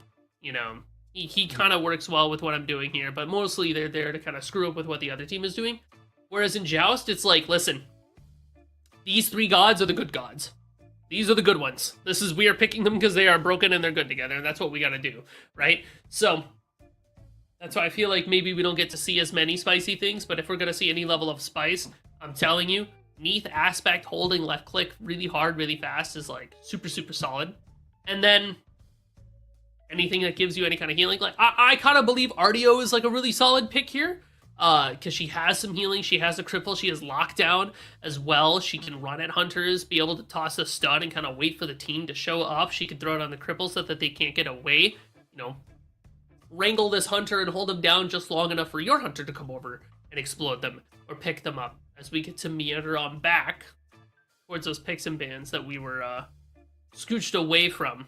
And this should all look pretty familiar. Hey, same bands. Nothing changed, just had to take a small little break for the players. And now we get to see what they actually want to first pick overall. And we had a lot of time to think about it, and I wouldn't hate to see that Neath. But instead, going to be a different hunter up on the block on her. And on her is still good for this attack speed build because he has Prot-Tread attached to his passive. So anytime he hits something with a spear, he takes away some fizz procs, right? Hey, Bomba. Oh, Guan Yu got through. We forgot about Guan Yu. We had a collective blank on the Guan. I had a collective blank on the Guan. I just assumed for some reason he wouldn't be here. So okay. Bye. Nope. Mood. Nope. You gotta stay this time. It's Smite Prime. You can't leave. You're stuck. Oh. Yep. You gotta walk. Yep. You're all the way through. Can't leave. Yeah. Okay. You're in it for the long now. But I like the responses. Oh, jeez, Louise. It's scary. Okay, let's talk about what actually got picked. On her, Atlas Sobek picked up for Bazinga here, and scary, right? In its own right. A lot of CC. Atlas able to pull you back. Sobek has the pluck. That one. That comp over there. Cerberus. Anti-heal. Guan. Cupid. I mean, it's scary. Yeah. There's so much sustain and utility from this Deduan's Basement comp. It actually came straight out of a nightmare. Terrifying indeed. Let's see if that dream will come to fruition. Can Bazinga fight it off as we make our way into game number 2 of these semifinals? Deduan's Basement versus Bazinga. Will they be able to take it out in 2 or have to go up to the 3rd game? We'll find out here. My name is Moon Mellows. I'm joined here by Musi, Jithan's Tesdai, keeping the eyes up in the sky, making sure everything runs all smooth. And Musi, what do you notice? So, really got to hand it to Deduan's Basement comp here. Right, we are able to get the Guan Yu when we are 2nd pick, but you immediately follow it up with the Kerberos pick as well. And what that does is it makes it so that your Guan Yu doesn't lose any value whatsoever, because Bazinga can't take that pick from you. Now, any sustain that Bazinga might try to do is going to be interrupted by Sap 7 here, because he's going to steal like half of it. He's got the heal steal attached to his passive in that range. So basically, this means that Deduan's Basement should always out-sustain Bazinga. Like, in every conceivable fight, it should be very easy for Deduan's Basement to just say, hey, listen, we're just going to heal. And now you have this Cupid as well that is going to be doing something similar, right? I mean, Heart Bomb on top of his allies, so he can have infinite mana, and then look at the damage, too. Oh my gosh, why is Atlas almost dead? Take a chill pill, bud. But between these Heart Bombs, between the Guan Yu Conviction, between the fact that Kerberos will also deny any healing from Zaki, just means that teamfights get very hard very quickly. Level 5 is going to be a turning point. Guan Yu and Kerberos both force beads, and Cupid can as well to an extent. Zaki is the only tank that has a CC immune ultimate. Atlas does not have that CC immune ultimate, and they have double shells. The only person with beads is on her. So these teamfights are going to get pretty wacky. Honestly, if you're Bazinga, I feel like maybe you have a small window of opportunity early game. Go for a pluck to go for a pin combo, kill somebody and be done with it. And then you are chilling till late, because Deduan's Basement teamfight just looks so good here. It's a ticking time bomb for sure. Especially the more items this Guan Yu gets online, the more able he is just to spam that conviction healing. But we're not there yet.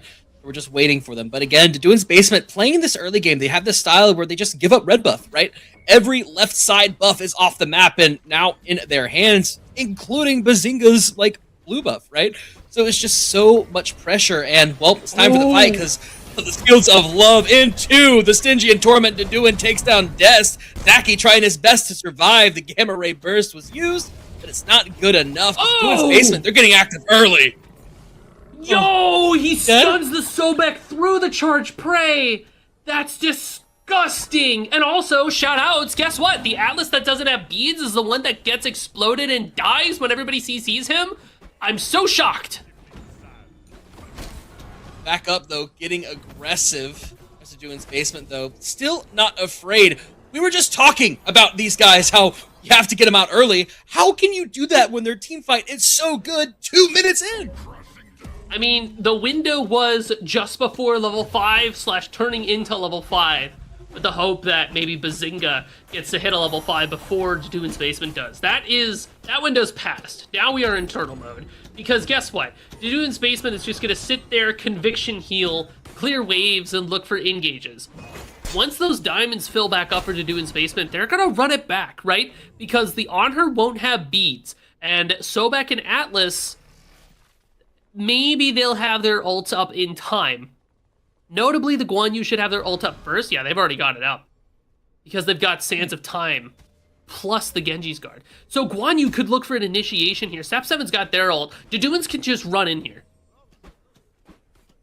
Basement, they're already sneaking around, daring Bazinga to step forward, and it looks like Des is going to take the bait. Stunned on out, still in the fields of love, and they take so much damage. The Gamma Ray Burst comes on out, but you're stunned in tow. Can you get the kill? Doduan finds it, picks up one, and once again, the basement. Hey, beats were forced out this time. Zaki tried to get something started, but now Bazinga on the back up.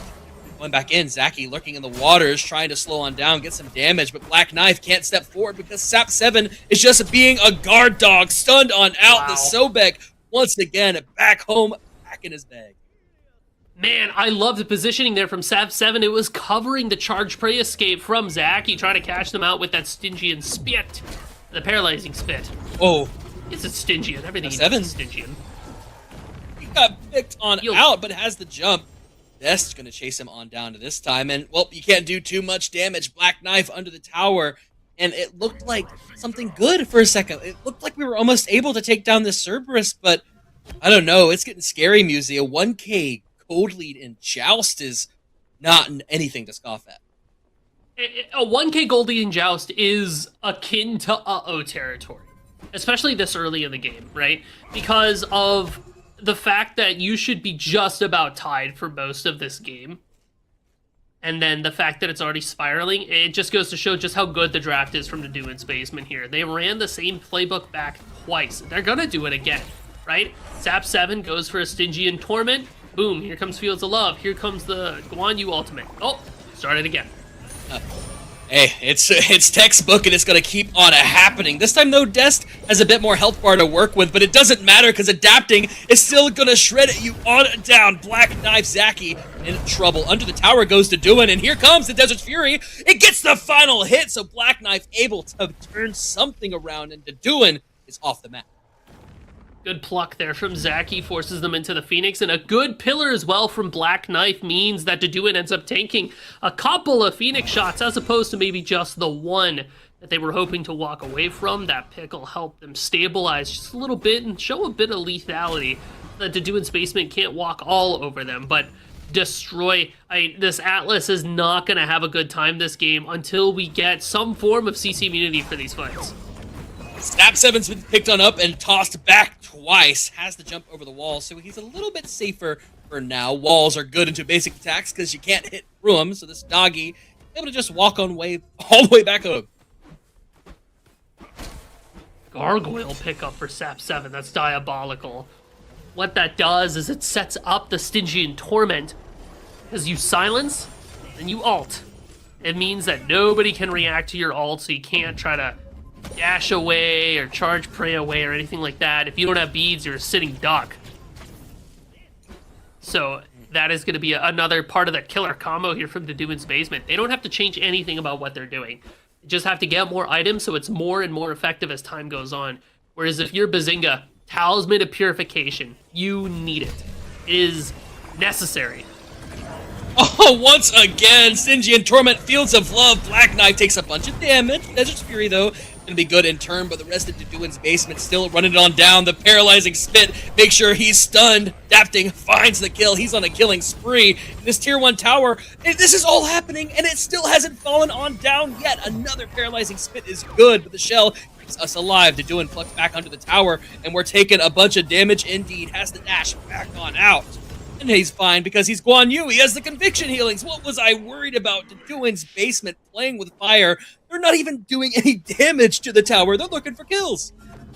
I mean, if you're able to build yourself just a ridiculous gold lead and keep Bazinga on the back foot, the plan here from Doduin's basement is to kill these towers via the Lost Knight, or just slamming teamfights so hard that... Hold on, did Adapting get caught out here?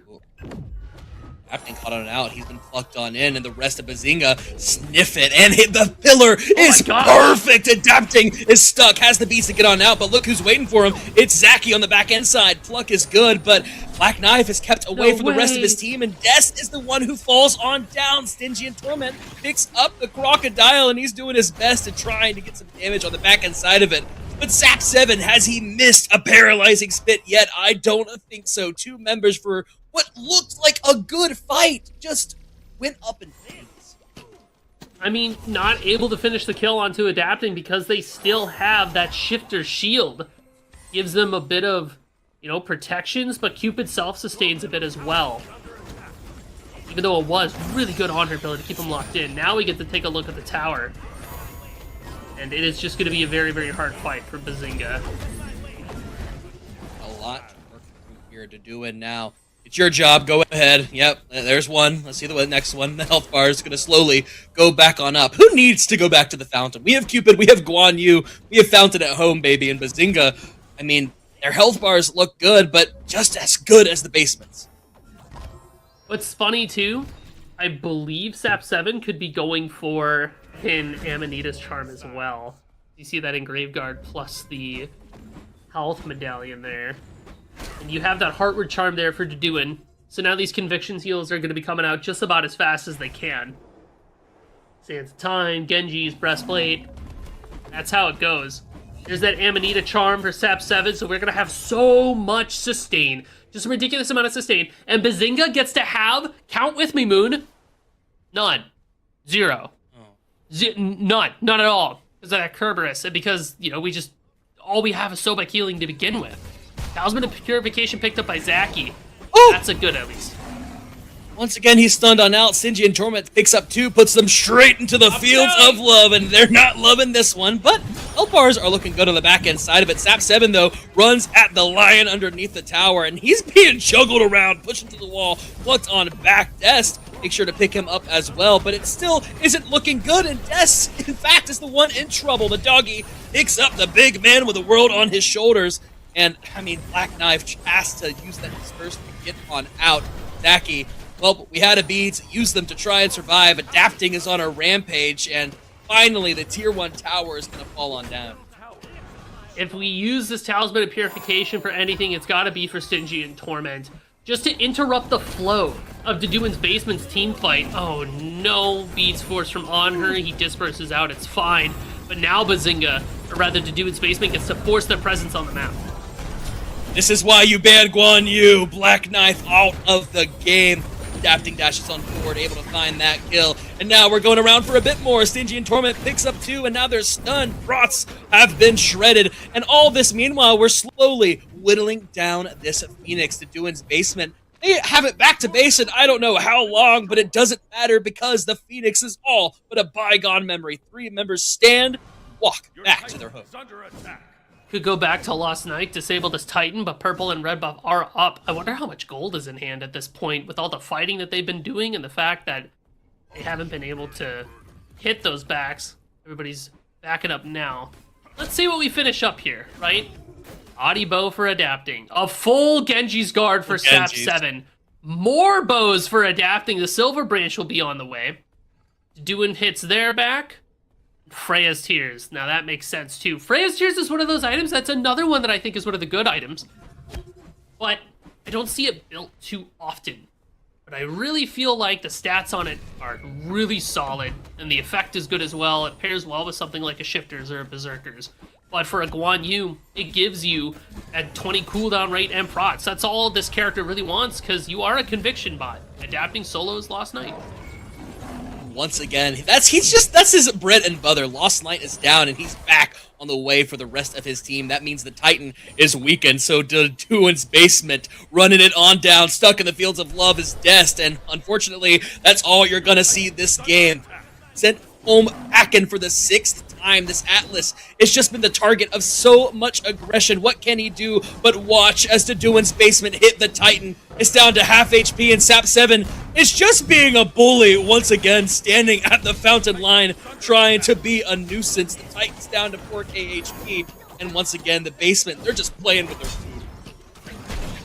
Titan stun, adapting hitting autos. Maybe one day we'll take that last delicious bite, not before finding, oh, no kill for you. Black Knight lives with 1 health. Duan's basement. Bomba. Bomba, indeed. It was 11-1.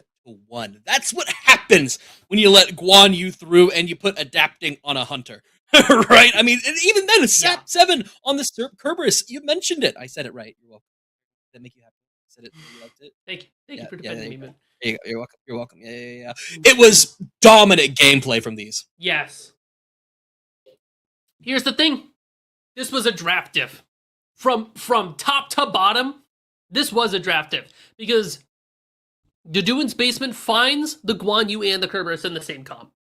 Kerberos is like one of the answers to the Guan Yu because you're able to deny some of the healing from the Guan because of the heal steal. Had none of that. So now we have a monopoly on sustain, and then you throw a Cupid on top of that. We have so many circles in the Steam comp to be able to just say, hey, listen, I don't care.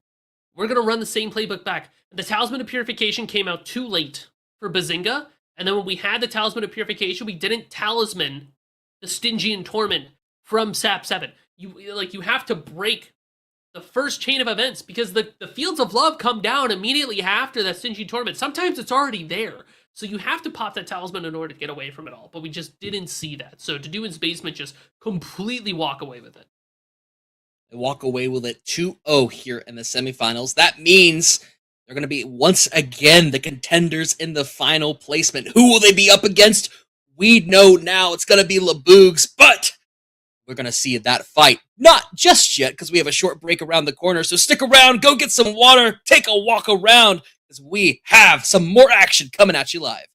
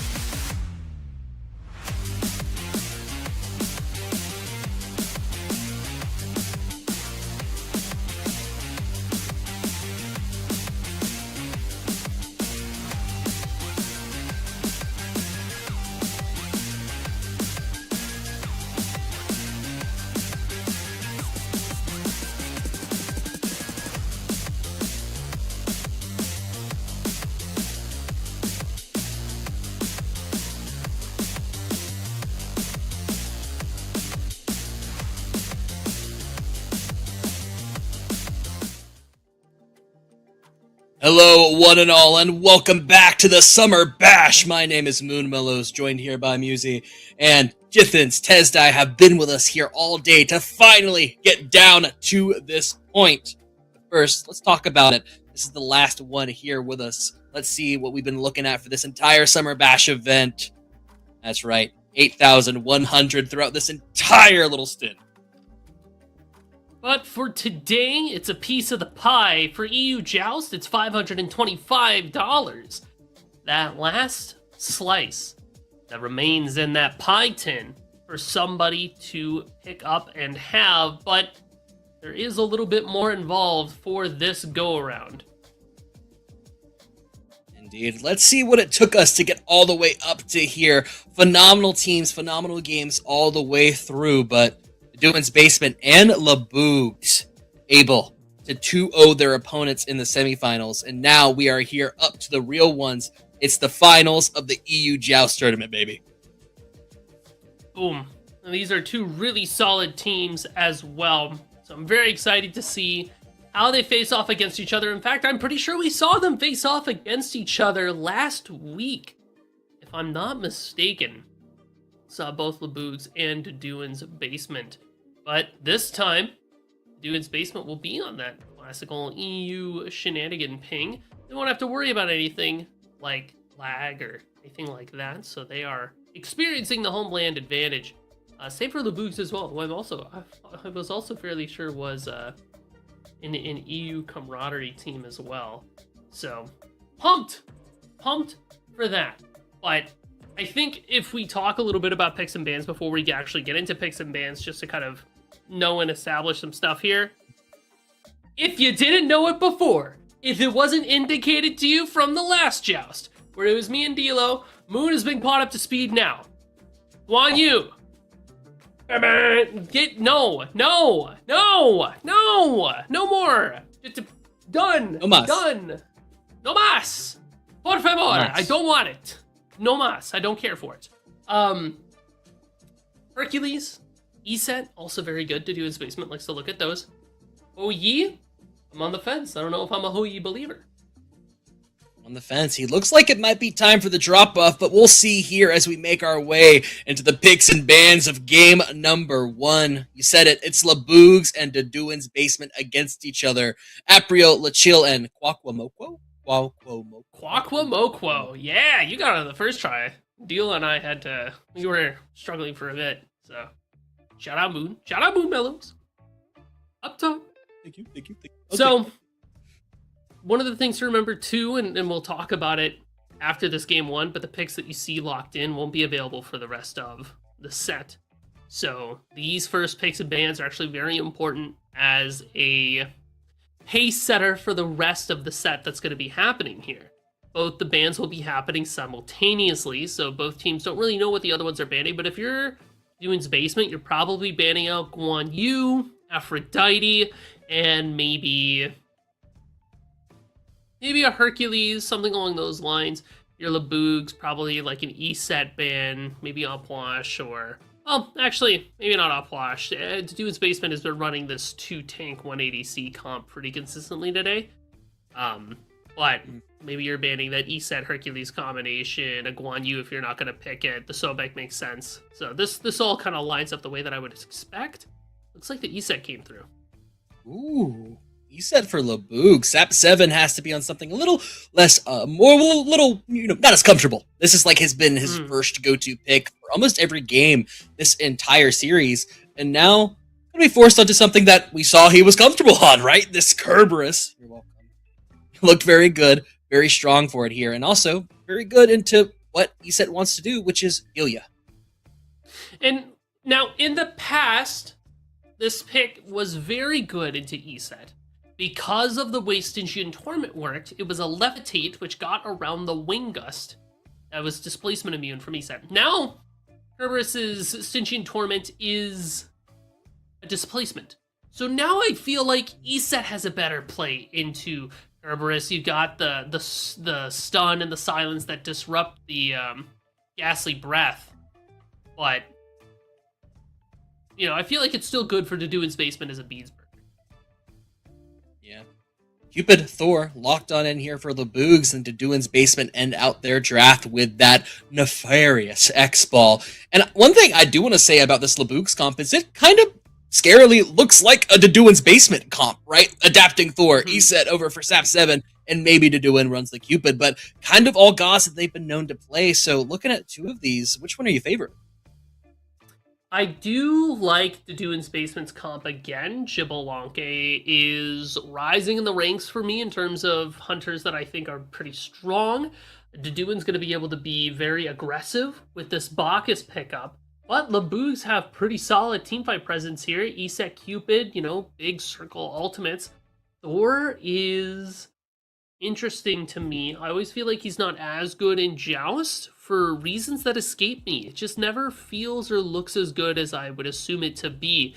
But I do like Thor specifically into the Xbalanque. The Rising Jaguar can't really get around that Thor wall. So it looks like this Thor should be able to cut off Xbalanque's path and maybe take them down. So we already know that shells are going to be picked up by probably Kerberos and a Bacchus. So they need to make sure that they hang around Xbalanque so that he can get around that Thor wall.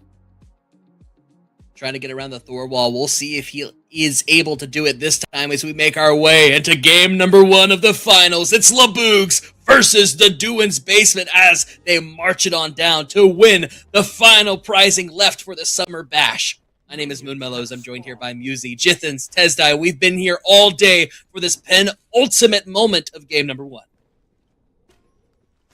It is the ESET aspect again, Quaquamokwo, taking a page of Sap 7's book.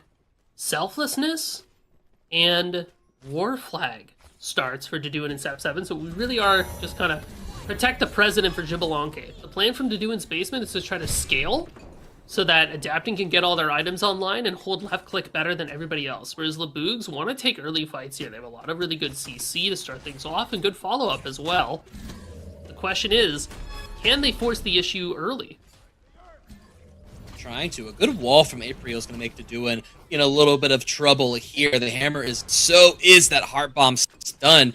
So far, a little bit of a different start for Deduin's Basement, right? They're not doing that kind of thing we got used to where they would take the perk, their blue, and the enemy team's blue as well. But now they're going to be stunned by a good wall. 2 members walked on down, forced to shell and jump away.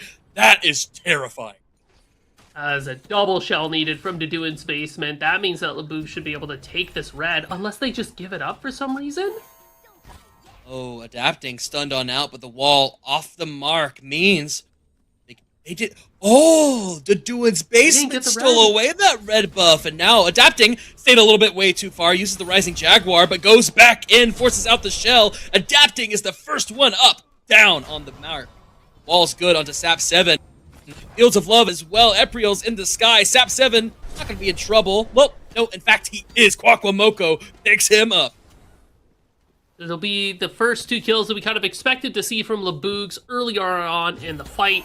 Now to be able to confirm them all over again is the thing about Xbalanque, right? You really just can't be too aggressive in that early game. Apriel been stunned on out, but it has the hammer, but Adapting is here, uses the Darkest of Nights, trying to get in there, but look at Quaquamokwo's got the body blocks! Apriel gets to survive for a little bit longer. Deduin chases him under the tower just to fall on down to the shots. 2 members down for Laboogs, and Deduin pays for his life with a tower shot.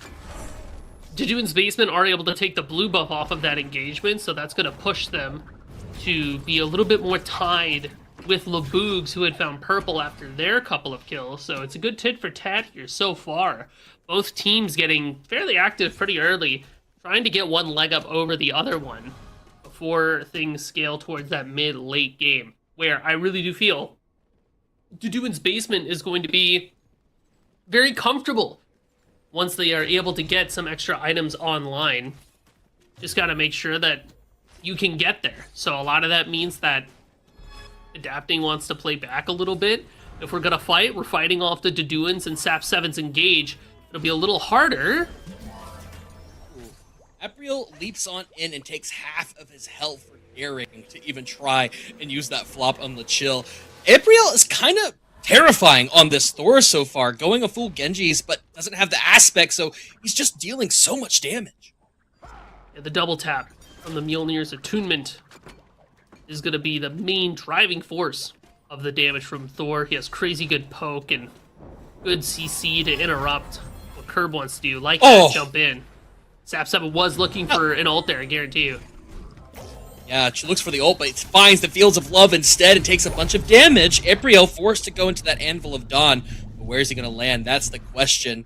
Well, under the tier 1 tower. Wants to play it a little bit safe for now. Deduin's basement not going to fall down as easily, but still, both these teams have incredible team fight. Wakwamoko and Lachill can offer a bit of sustain to Apriel. So they'll be able to make sure Thor doesn't get picked too much. With that Genji's guard too, he should have a lot of cooldowns to be able to keep himself safe.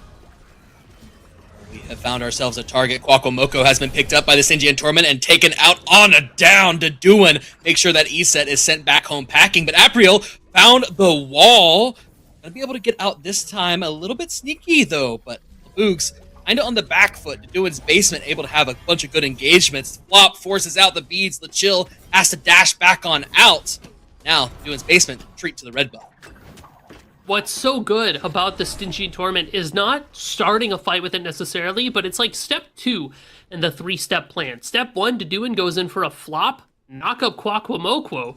During that knock-up, you start your, Stygian Torment, so that the moment Kwakwamoko falls down, you immediately scoop them back up.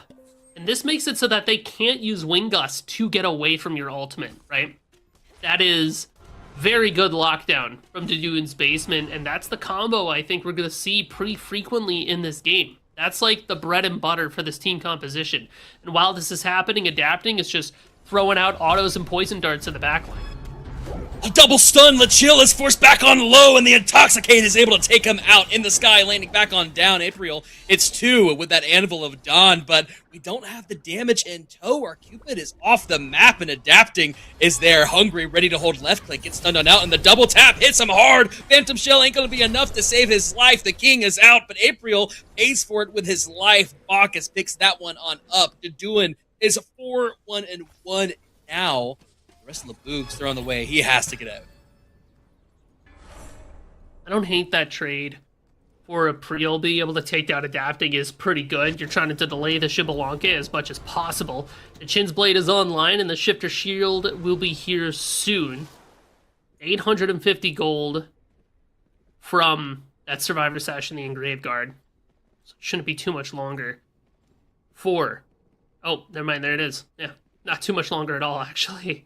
And the Glad Shield pickup from Sap7. Glad Shield is one of those items I thought we would be seeing more of because of how good protections were, but maybe not so much. But for a character like the Cerberus who has damage on each of his abilities and tends to use them in succession, that Glad Shield damage stacks up very quickly. So I like it as a pickup for Curb.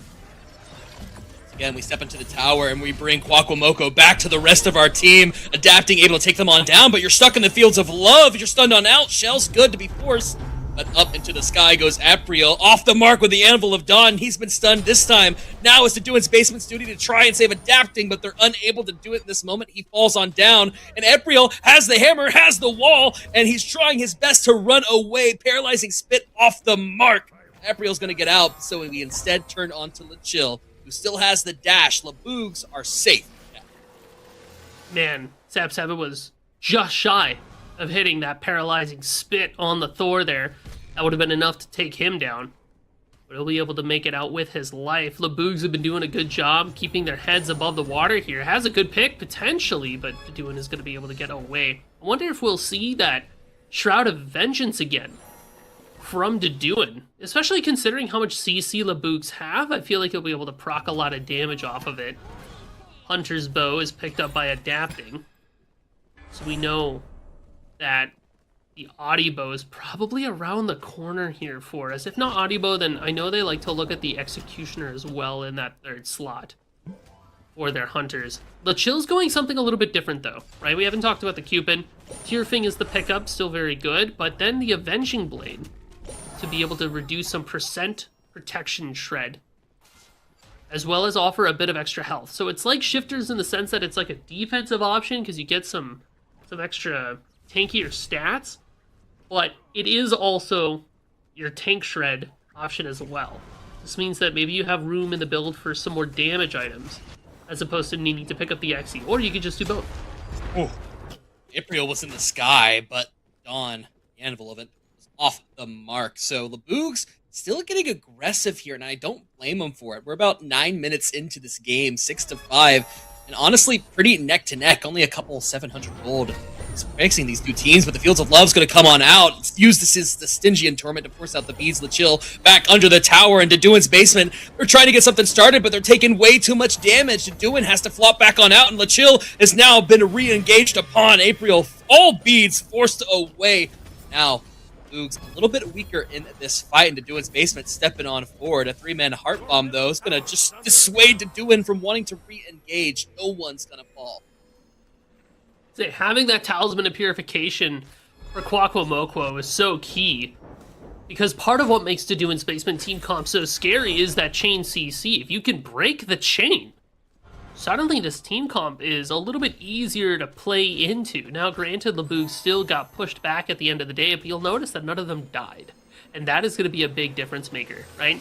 You know, sky is blue, more news at 7, but being able to stay alive means you can get back to your farm, means you can contest objectives. This Lost Night is going to be at points of contention soon, because we have not been able to make big strides into taking out these towers. Both teams are going to be realizing, like, hey, the only way we really get that is by winning a big fight and or disabling it. You can kill 2 birds with 1 stone by picking a fight around that Lost Night. So now we're in a moment of like a stalemate, right? Either we find picks and go from there, or we just decide to start fighting around that Lost Night and try to force something to happen. While that decision-making is going on, we just try to farm to hit level 20. And this is what the game looks like for the rest of it.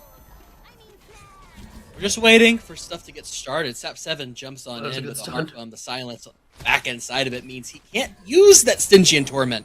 So we're going to keep seeing this one. April, though, stepped up a little bit forward. Fields of Love forced on down. Stun is good into Adapting, who takes half of his health bar in tow. April goes up into the sky, and where is he going to land? Down upon. Back onto Doo-Doo, who gets stunned back on out. But this time, Sap 7 has picked up 3 people, puts them straight into that circle of protections. April is down off the map. Sap 7 picks up 1, and we might as well try and look for another. Chill. The stun is good on the Kwakwamokwo. Adapting picks that guy up, and the Boogs are 2 members down. Duin's basement find yet another massive Stygian Torment, which is the same playbook that they have been running this whole game. Laboogs find good damage onto Adapting, but once we, once Kwakwamokwo, or not Kwakwamokwo, once April takes so much poke there and goes up into the Thoralt, when we decide to commit back in, that opens up the opportunity for Duin's basement to let Sap 7 play around a flank and just look for a big ult. Like, you just have to be so careful committing to these fights, because the turnaround to Duin's basement is so strong when your Purification Talisman is down. And it was. Kwakwamokwo wasn't going to have it for another 20 seconds there, which means that Laboogs realistically can't take that fight. So now we're back on the back foot, right? And this is going to open up some bigger plays for Duin's basement. Has the hammer to get on out, and you mentioned it, right? Duin's basement, they just have so much lockdown. It's oppressive. Anytime Sap 7, this guard dog wants blood. Call him a bloodhound as much as he steps forward, daring people to be locked inside of his ultimate. Look at Adapting. They're just playing guard dog duty now because Adapting is just raining it on that Lost Night. Laboogs is aware of it, though, so they're not going to allow it to happen, but we're kind of in this tango as April in the air off the mark. Things are just going to fizzle out for now. I mean, Laboogs keep Duin's basement from pulling the Lost Night, so it's a fight won at the end of the day. But Duin's basement is ahead, so they can play the stall game, knowing that they're up on the farm. Step forward, Kwakwamokwo has been pulled back on in. Lachil's beads are down, and we're going in for Adapting, who's been caught on out behind the other side of the wall. The damage is good. Double stun, knock up as well. Laboogs, this is looking good for them, but Duin's basement have turned it around. Shell, this keeps them up nice and alive, and this big old Bacchus is just being annoying. Flop off the mark means Lachil is a little bit safe for now, and the paralyzing spit off the mark as well. They keep dodging every ability, but Duin's basement caught back on out as well. Duin silenced and slowed, but able to flop away. Again, just another tie between both of these engagements for the team. Really good util from Laboogs. I especially appreciate that gargoyle from April. Saves his life. Sap 7 and Deduin. We're looking to channel some abilities there to get damage off. That Bacchus Belch was going to stun out April and get them facing the black and white there. But with that silence, he is able to get away. Talisman is down for 80 seconds.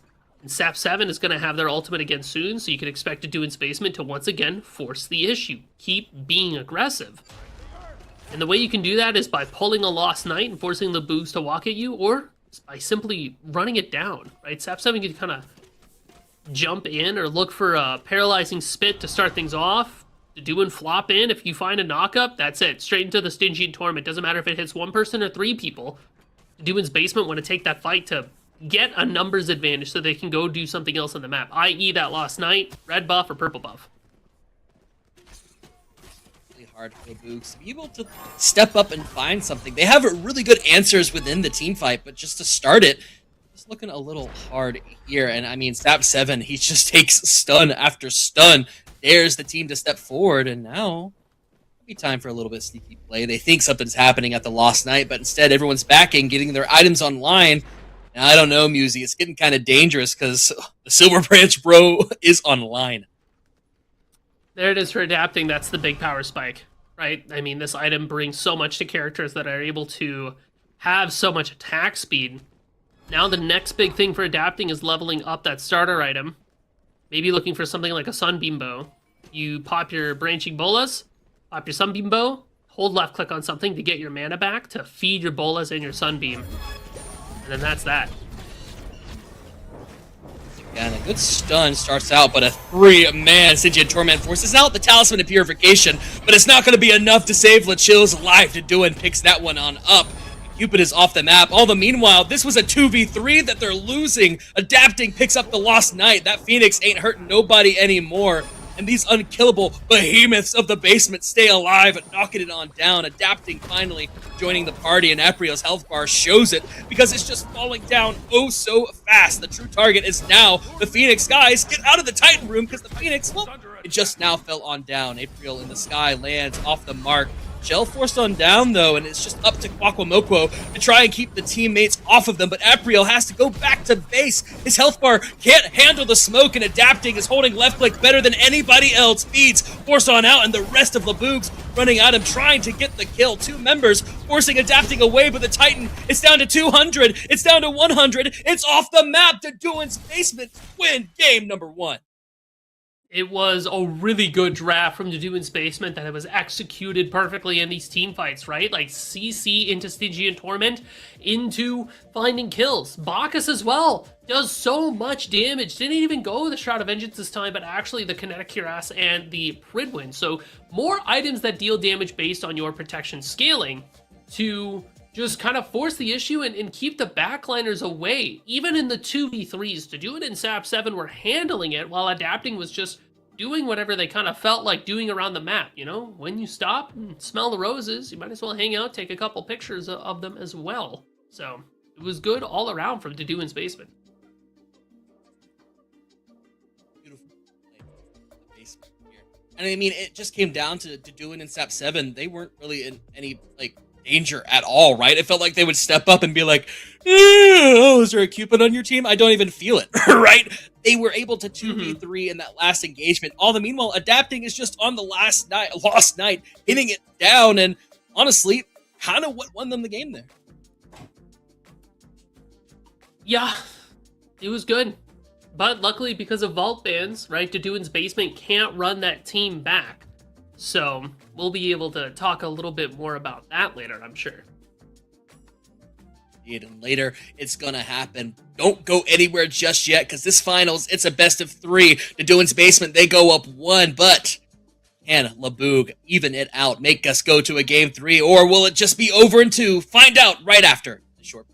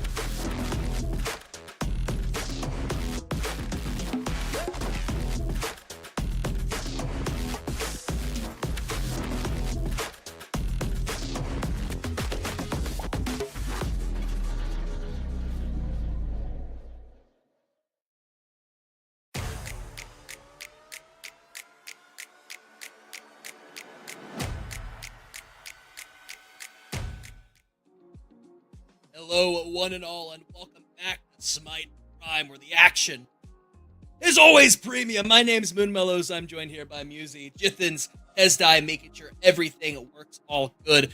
We just came back from a killer monster game number 1, where Daduan's Basement was able to go up 1 game, but Luke still have a chance to bring it back around. This is the best. Well, but can they? Is the question, right? Whether or not they can is up to them. But I'll tell you what they can't do. They can't pick the same picks that they had before in the past, Moon, because we are rocking and rolling with some vault bans here. And the long and the short of it, you pick a god, you can't pick it for the rest of the set, right? All these words, that's what it says. So now we get to these game 2 silliness, shenanigans. I've really been loving the word shenanigans today because I feel like it does encapsulate what's going on here. But there's the chance that Guan Yu slips through again. Now, I don't think that either of these teams are gonna let that happen like we saw in the last game. But man, would it not be funny if it did? Because Guan Yu becomes super, super, super good here because the Kerberos was already picked away, right? All of the healers are now better because the answer to the healers have been denied. Unless we're going to try to pick an Odin and Joust, which, I mean, you can, but people are building double shell anyways. Good luck to you, sir, right? So these are all questions that we will get to answer, not on this screen, but we actually have a different screen, Moon. It's a screen where the fun happens. Oh, yeah. Oh, you like this? Yeah, I definitely. I've seen this one before. Oh my god, really? Yeah. Is the blue your idea? Blue your idea? It was. Jithens was really pushing for red, but I said, Jithens, stop for a second. Let's think about it. blue is a cool, calming color that we need to aesthetically bring this room together. Red is just so angry and passionate that we need a moment to calm down. This is our home. It's a safe, special place for us to be able to relax. And if we have too many reds, we're going to come home and be angry. So we really just want to calm that down. The ball pins. No Guan Yu's on the walls. Oh, yeah. Oh, they're all go down below us. Oh, well, all 6 of those gods. Whoa, they've been there. Did you put those there? Or was that Jithin's? No, that was Jithin's. Jithin's put those there. Oh. Okay. They're not that great feng shui, but I see the idea. Yeah, you know what? Makes me a little angry. It's open concept, which isn't my Bands! thing. There they are. All right. Ho Yi, banned away. Jibble can't be picked. This is the Neath game. This has to be the Neath game. Probably somebody's going to pick on her, but I really hope Neath Aspect makes a showing here. I feel like she has so much attack speed, she can really abuse on-hit effects. If we're building Chin's Blade, she can hit the Chin's Blade really hard. So that's kind of what I'm hoping for either side. Boogs pick up Sobek first overall, and honestly, I think that's one of the stronger first pick tanks up here, but interesting. Dodoon's Basement elect to go for that Geb, which I've been hearing some rumors around, and on her as well. So, Musi, you talk to me about it. So, Hindu and I were having a conversation recently where we're pretty sure that backline supports are really good right now. Because ADCs are so good, you want somebody that can be in the back to protect the president. Geb is one of those picks that can 100% make that happen, right? You have the shield, you've got Shockwave that can offer that knockup that can both set up and peel, and Cataclysm is good either on your team or on the enemy team to stop diving or, start a dive. So I like it, especially with a pick like On Her, because now with these 2 picks, it's very, very safe. So these picks in tandem with each other are able to chill and hang out. Now you look at LeBoogs and what they got going on so far. Over this way. Medusa Sobek screams to me aggression, aggression, aggression. We are staying very, very aggro here. And you do have some CC immune ultimates with the Medusa and the Sobek, so they can keep themselves safe from a Cataclysm, from an On Her Impale. But if the Boogs can't keep the pressure on, this is not a team comp that wants to be chilling, that wants to be playing for the counter engage. They want to be the aggressor. So if they can't be aggressive, they're going to get shunted out pretty quickly. Now Loki picked up here last overall, and I can only expect that to be a Loki aspect here. I'm pretty sure we saw Dodoon or Sap7 run it last time, where he just ran down the competition. That's a pick that can do it. Sobek Atlas, though, also against them, so a lot of CC to work with here if you're LeBoog's team specifically. And I do want to say something about this Loki pick. Aspect Loki is what people have been going more often than not, right? It's the cheese solo pick. It does a bunch of damage. It can be super, super tanky, and I expect to see that again here for Dodoon's Basement. I like this Loki pick because it offers a sense of lethality for Dodoon's Basement. Plus, it's another good dive tool. If Loki's able to get the cripple on the Medusa, what is she supposed to do? I feel like the Medusa's going to have a tough go this game. Just have to be super, super safe. See if the Medusa is able to survive. Once again, let's make our way into game number 2. LeBoogs versus Dodoon's Basement. Again, can they end this out 2-0? Or will LeBoogs bring us to game number 3? Find out right as we get into game here. My name is Moonmillows. I'm joined by Musi, Jithens, Tesdai, once again, making sure everything's running all smoothly. So, I mentioned before that the Medusa has to be super safe, and I know that's interesting to say when you look at this LeBoogs comp and you go, listen, these guys got to be super aggro. So how do you stay safe while being aggressive? And I think a lot of that has to do with actually being positioned a little bit more closely with your Sobek and with your Atlas, right? Because if you're off in no man's land, hitting your damage from max range, what are you supposed to do? Hold on. Dodoon's been caught on out early. A pluck is good, forces out the double shell, and now this Loki ain't tanky just quite yet because the rest of the Bloogs looking upon him, but a good pillar is able to get him out of there scot-free. The Astrolabe over the wall is going to proc Bluestone, but Dodoon is nice and alive now. The real aggression has been turned back onto Sap7. Don't got a pillar to save him this time. Quaqua Moquo picks up first blood. This is what I love to see from LeBoogs. Geb early game is no good, right? You've got no kill pressure. The only thing you're really doing is offering a bit of CC, but look at April. These plucks are on point and so lethal. Adapting gets gone upon, but we are still alive. We have a Geb shield to barely make sure we can sneak out of there. LaChill dashed on in there. This Medusa early game is devious, as combined with this Atlas, this Sobek, Laboogs, so far running the map. This is what you have to do too with this Laboogs comp. Like, you have to keep the pressure on, you have to keep staying aggressive before Deduin's Basement can hit their power spikes, right? Geb is not an early game character by any means. The On-Her needs to get their items online before they can become really relevant here. And the Medusa will be able to out-damage an On-Her early game. That is what she does. And Loki needs items as well in order to be that bully character that we know them to be. So as long as April can find plucks, as long as they can force beats, which nobody from Deduin's Basement has relics right now. So for the next, like, 30 seconds, minute or so, this is the time to pick fights. You're level 5, you're ready to go, you still got your Aegis on your Medusa, so we just have to keep the pressure on, even if there's nothing to fight for. Look for picks, try to force something to happen. Keep your eyes on April, keep your eyes on for this charge prey, because that is going to be the difference maker. Now, if you are Deduin's Basement, and you understand that this is how Laboogs are going to be playing into you, you just have to play back. If you're going to try to defend what Laboogs is trying to execute here, which is the pluck that he finds anyways, it's hard to play back because you're just getting put back to the enemy team. Laboogs pull you back on in, force out the Desert Fury, and there's the Cataclysm, but you look straight into Medusa's eyes. Deduin falls on down. Epriel becks and acutes them, and now you have been lacerated. Kwakwamokwo picks up another one. Laboogs are looking dominant in this early game. Well, it's funny because Deduin's Basement was about to do what I was looking for, and that is play to have Laboogs jump on you, pop the Cataclysm on top of yourself, and then play the fight from there. You know, try to find some damage, look for pillar stuns, but that Medusa ultimate completely turns it around for Laboogs. LaChill finds so much value when there was a hair of a moment where it looked like Deduin's Basement was actually going to find a pick.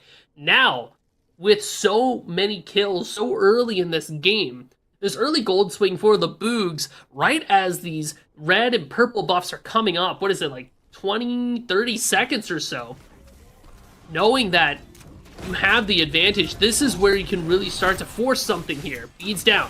Woo! Epriel plucked on in, but the beads and the shield gonna keep adapting alive for now, and this Sobek took a lot of damage after that pluck, so I'm expecting that to slowly start ramping up in this game. But we talked about uh-oh territories, and a 1k gold lead is definitely kind of around that range here. Laboogs have a lot of room to work with. In Deduin's Basement, like you said, we're just waiting for that scaling moment. Shifters are online for Deduin and for SAP 7, which shifters for Geb, honestly, I feel like he's one of the characters that maybe can't use it too well. He's getting plucked now. Oh, Cataclysm was good, as was the Assassinate. Aegis has been forced on out, and LaChill is able to get out of the fight. Lurking in the waters, damage is good from Epriel, and it was good enough to force the rest of Deduin's Basement on out of the fight. Adapting, though, still has a full health bar, and he's definitely posturing like he still wants to get in there. LaChill is low, but the Loki doesn't have ultimate, so he's able to stick around for a little bit longer here. Wonder if Laboogs are going to be able to contest this purple. Tearfing online for LaChill. While they have this Viper shot up, it makes the next 4 autos incredibly deadly for anybody that it can connect to. Tearfing offering a little bit more damage each time that you hit an extra auto attack. Those on hits are what makes Medusa so good. I'm really interested to see, too, what Medusa builds this game. I feel like she can use that Silver Branch build pretty effectively. I feel like she's another character that uses Dominance fairly well, too. She can go Dominance or Executioner, I think, for different reasons, right? Like, Executioner stacks so quickly, but Dominance is so good with Viper Shot. It feels like when Medusa has that Viper Shot active, for the next 4 autos, she is the best hunter in the game. And then it falls off. And then she's, like, kind of okay. Maybe not as good. So Laboogs is playing for that burst. They're playing for the pluck, burst with Medusa, reset, do it again. The Deduin's Basement just have to weather the storm. Geb can help them get there with Geb Shield and Cataclysm to stop Laboogs from getting too crazy. But even then, You just have to be so careful. Shin's Blade early pickup for adapting makes sense. Everybody and their mother is building health these days, so get some value from it. Woo! That was a little spicy from doing there. Able to stop away that one, but we're going on in there. Cataclysm forces out, and Medusa is the true target of the fight. Lachil, though, has the dash on out of there, but adapting, disperses on in, finds the impale. The beads is good to keep ourselves alive, and we have a stone shield on top of it. The lion is still seeing it around. Laboogs, though, Wakwamoko has a pretty good health bar, and he's going to, in fact, use it to try and get in there. The Astrolabe does a ton of damage, but adapting, still alive for now. When April goes for that pluck and the pluck doesn't work, that means the Boogs just have to try to get out immediately. But I like the call from Sap7 there. Immediately guns it for Lachil, who ults a little bit too early. They get caught up in that Cataclysm. And that is what puts them in such a rough spot where they eat so much damage. Medusa has the Aegis. They do not have beads. So you are relying on your ultimate in order to CC immune any big CCs that Dodoon is going to be throwing at you. So you cannot mess up the timing there. It just can't happen. Otherwise, you're a sitting duck. Maybe a sitting snake. Snakes, ducks. It's basically a zoo here. You know, crocodiles, snakes. A lot of reptilian favoritism here, but Sap7 on the wraparound gets pulled back in to Lachil, thrown back towards the tower, but he has a stone shield to keep him a little bit healthy for now, and a 3-man Cataclysm. He baited you nice and good, but we don't have the damage. Adapting was doing that red buff, so just all a big bait to get them out here, but we go back on in. The assassinate is good to Lachil, stuck with the pillar, and adapting picks up Medusa. April goes into the lurking in the waters, but it's not good enough this time because the damage from Dodoon's basement, it's online now. You have to be careful when you're playing Medusa. Your dash can be body blocked, and that's exactly what Dodoon did, getting behind Lachil, who, again, we have died with ultimate here. We are just getting CC'd, and there's nothing that we can do about it. The Cataclysm, the Assassinate, we just don't have the answers. So that window where Laboogs was looking so strong so early is starting to close because Dodoon's basement is getting items online, right? Like Sap7 have got Genji's Guard, so does Dodoon. Actually, their builds are nearly identical. But it's the cooldown that's so important for this Geb. Not only do we have shields more frequently, we have knockups more frequently, the Cataclysm comes online faster, and Laboogs and, between April and Kwakumoko are constantly going to be proccing that Genji's with all the damage that they are able to just throw out. It's a consequence of playing for the poke here. Another thing is, all of Dodoon's basement kills have gone onto Adapting's hands, so just able to get more gold, get his items online just a little bit faster, but you gotta be careful when you get plucked, but the stone shield saves his life anyway, straight into the pillar, has to force out the shell, and now April is the one in trouble, turns back around, but Loki is here, assassinate forced, we use that petrifying gaze to stay alive, but the stone shields are just so strong. Dodoon's basement, not in truly any danger here. Sap7 on the wraparound gets pulled back in, and now Lachil trying to let the autos rain on through, but there it is again. There's that shield health bar.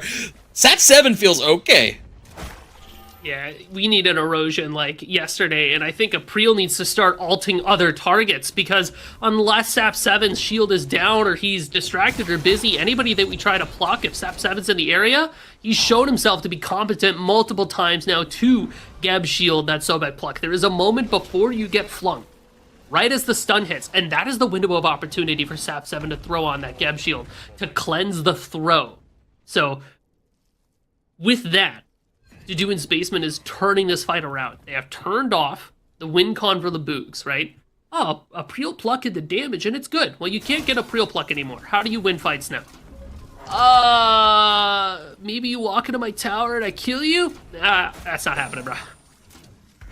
It's gonna be a hard one this time. Sap7 gets on in there, Cataclysm hits 2 people, and now he is underneath the tower. The tower is hitting them this time, but Sap7 doesn't really care too much about it. Able to roll on out over the wall. April first to lurk in those waters. His health bar ain't looking great, and I mean, you keep saying it. Yeah, go ahead. We want you to pluck into us. We dare you to, because as soon as you do it, you're gonna lose half your health bar for it.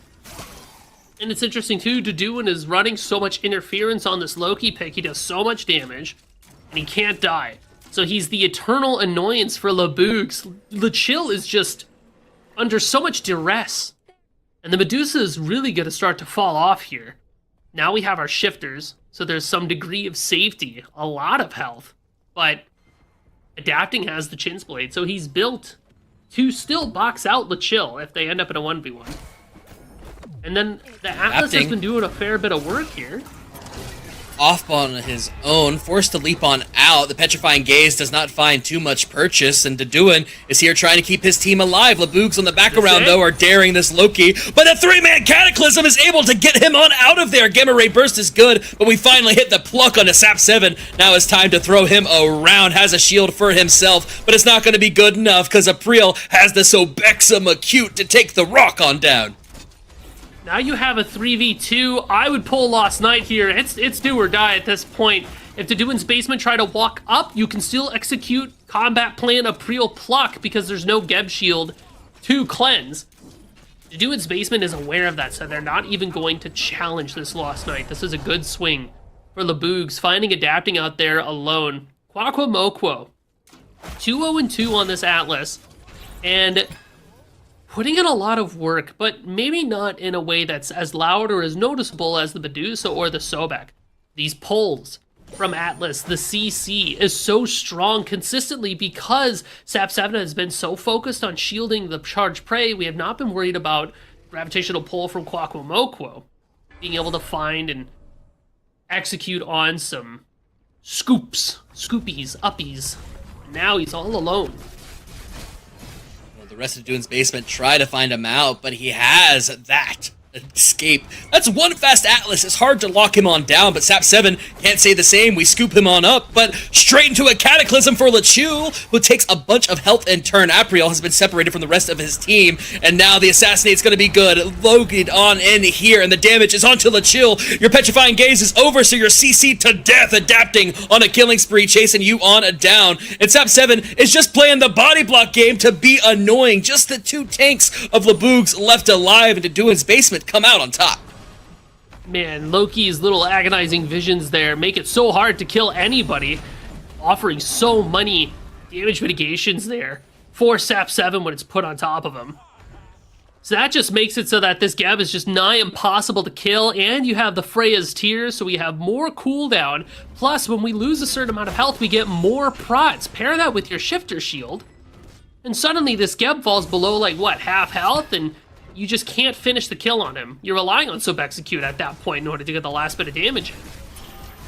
You guys try to do a little bit of damage to our tower, so the rest of Deduin's Basement's going to make you pay for it. We picked him up, and once again, the Cataclysm is onto Lachil's head. The Phantom Shell is going to be good to make sure we don't take too much damage on the back end side of it. But look at adapting. He's just been fighting April, forces them to back on out. How dare you step forward, because Assassinate, a pillar, is going to be good, and Lachil is in trouble. They're taking off the map. Deduin picks them on up, and now April has the pluck, but it's been blocked on out. Adapting picks up another. Quaqua Moquo is the only one left alive, and usually it's the team who gets the Lost Knight who picks up the tower, but Deduin's Basement show that they got a team fight to play, take down the tier 1 tower, and they go for the Phoenix.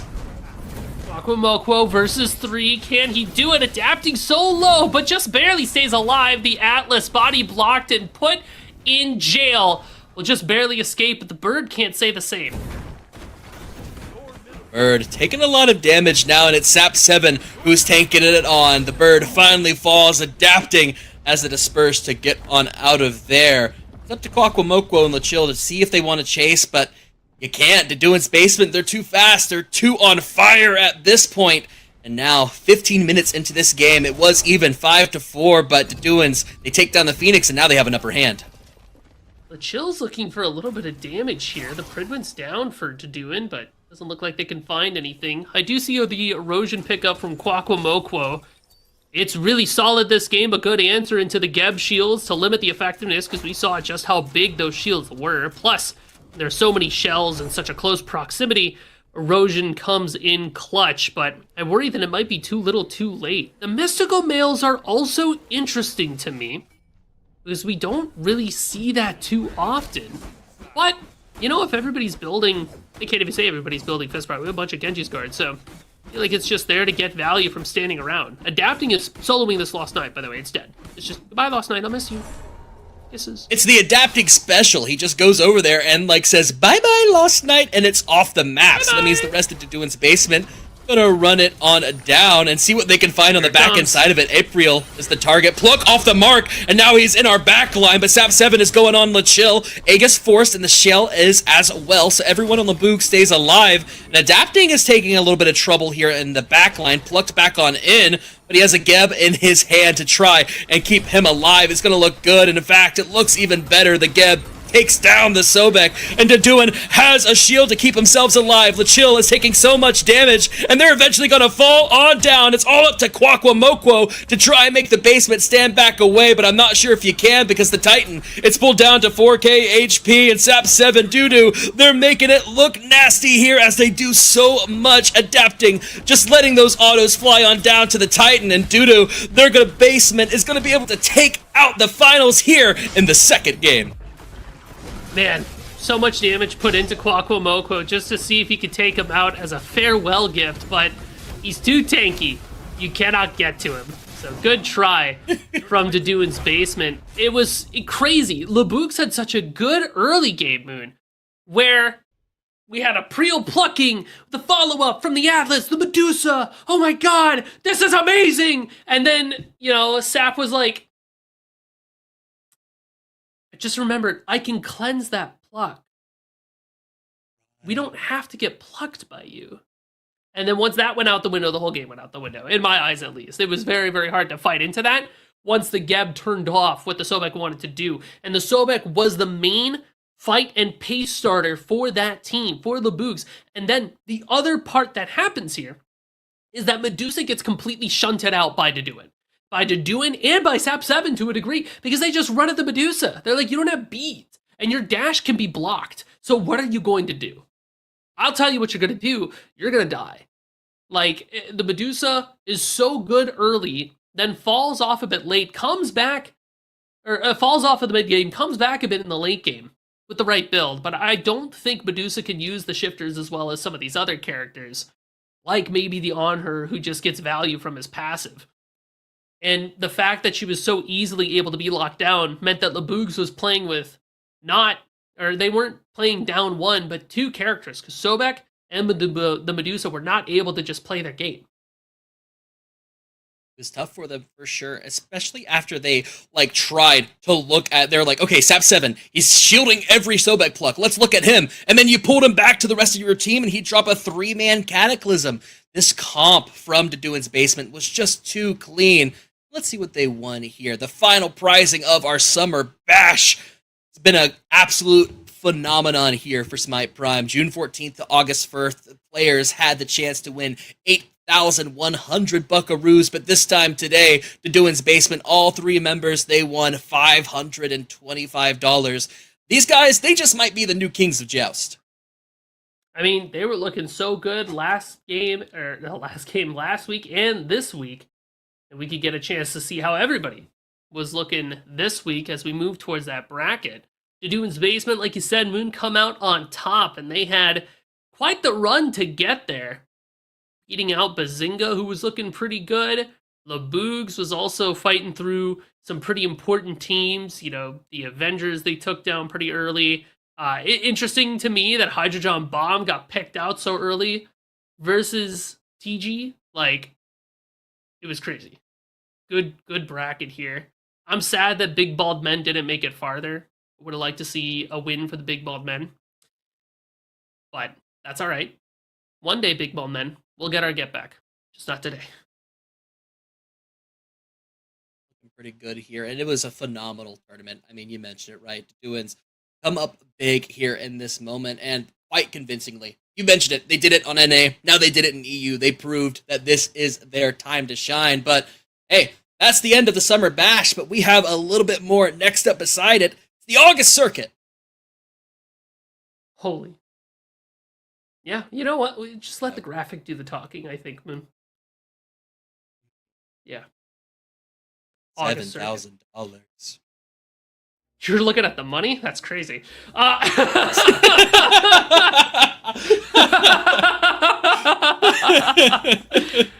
$7,000. Yeah, I mean, oh yeah, $7,000. Yeah. What are you talking about? Oh.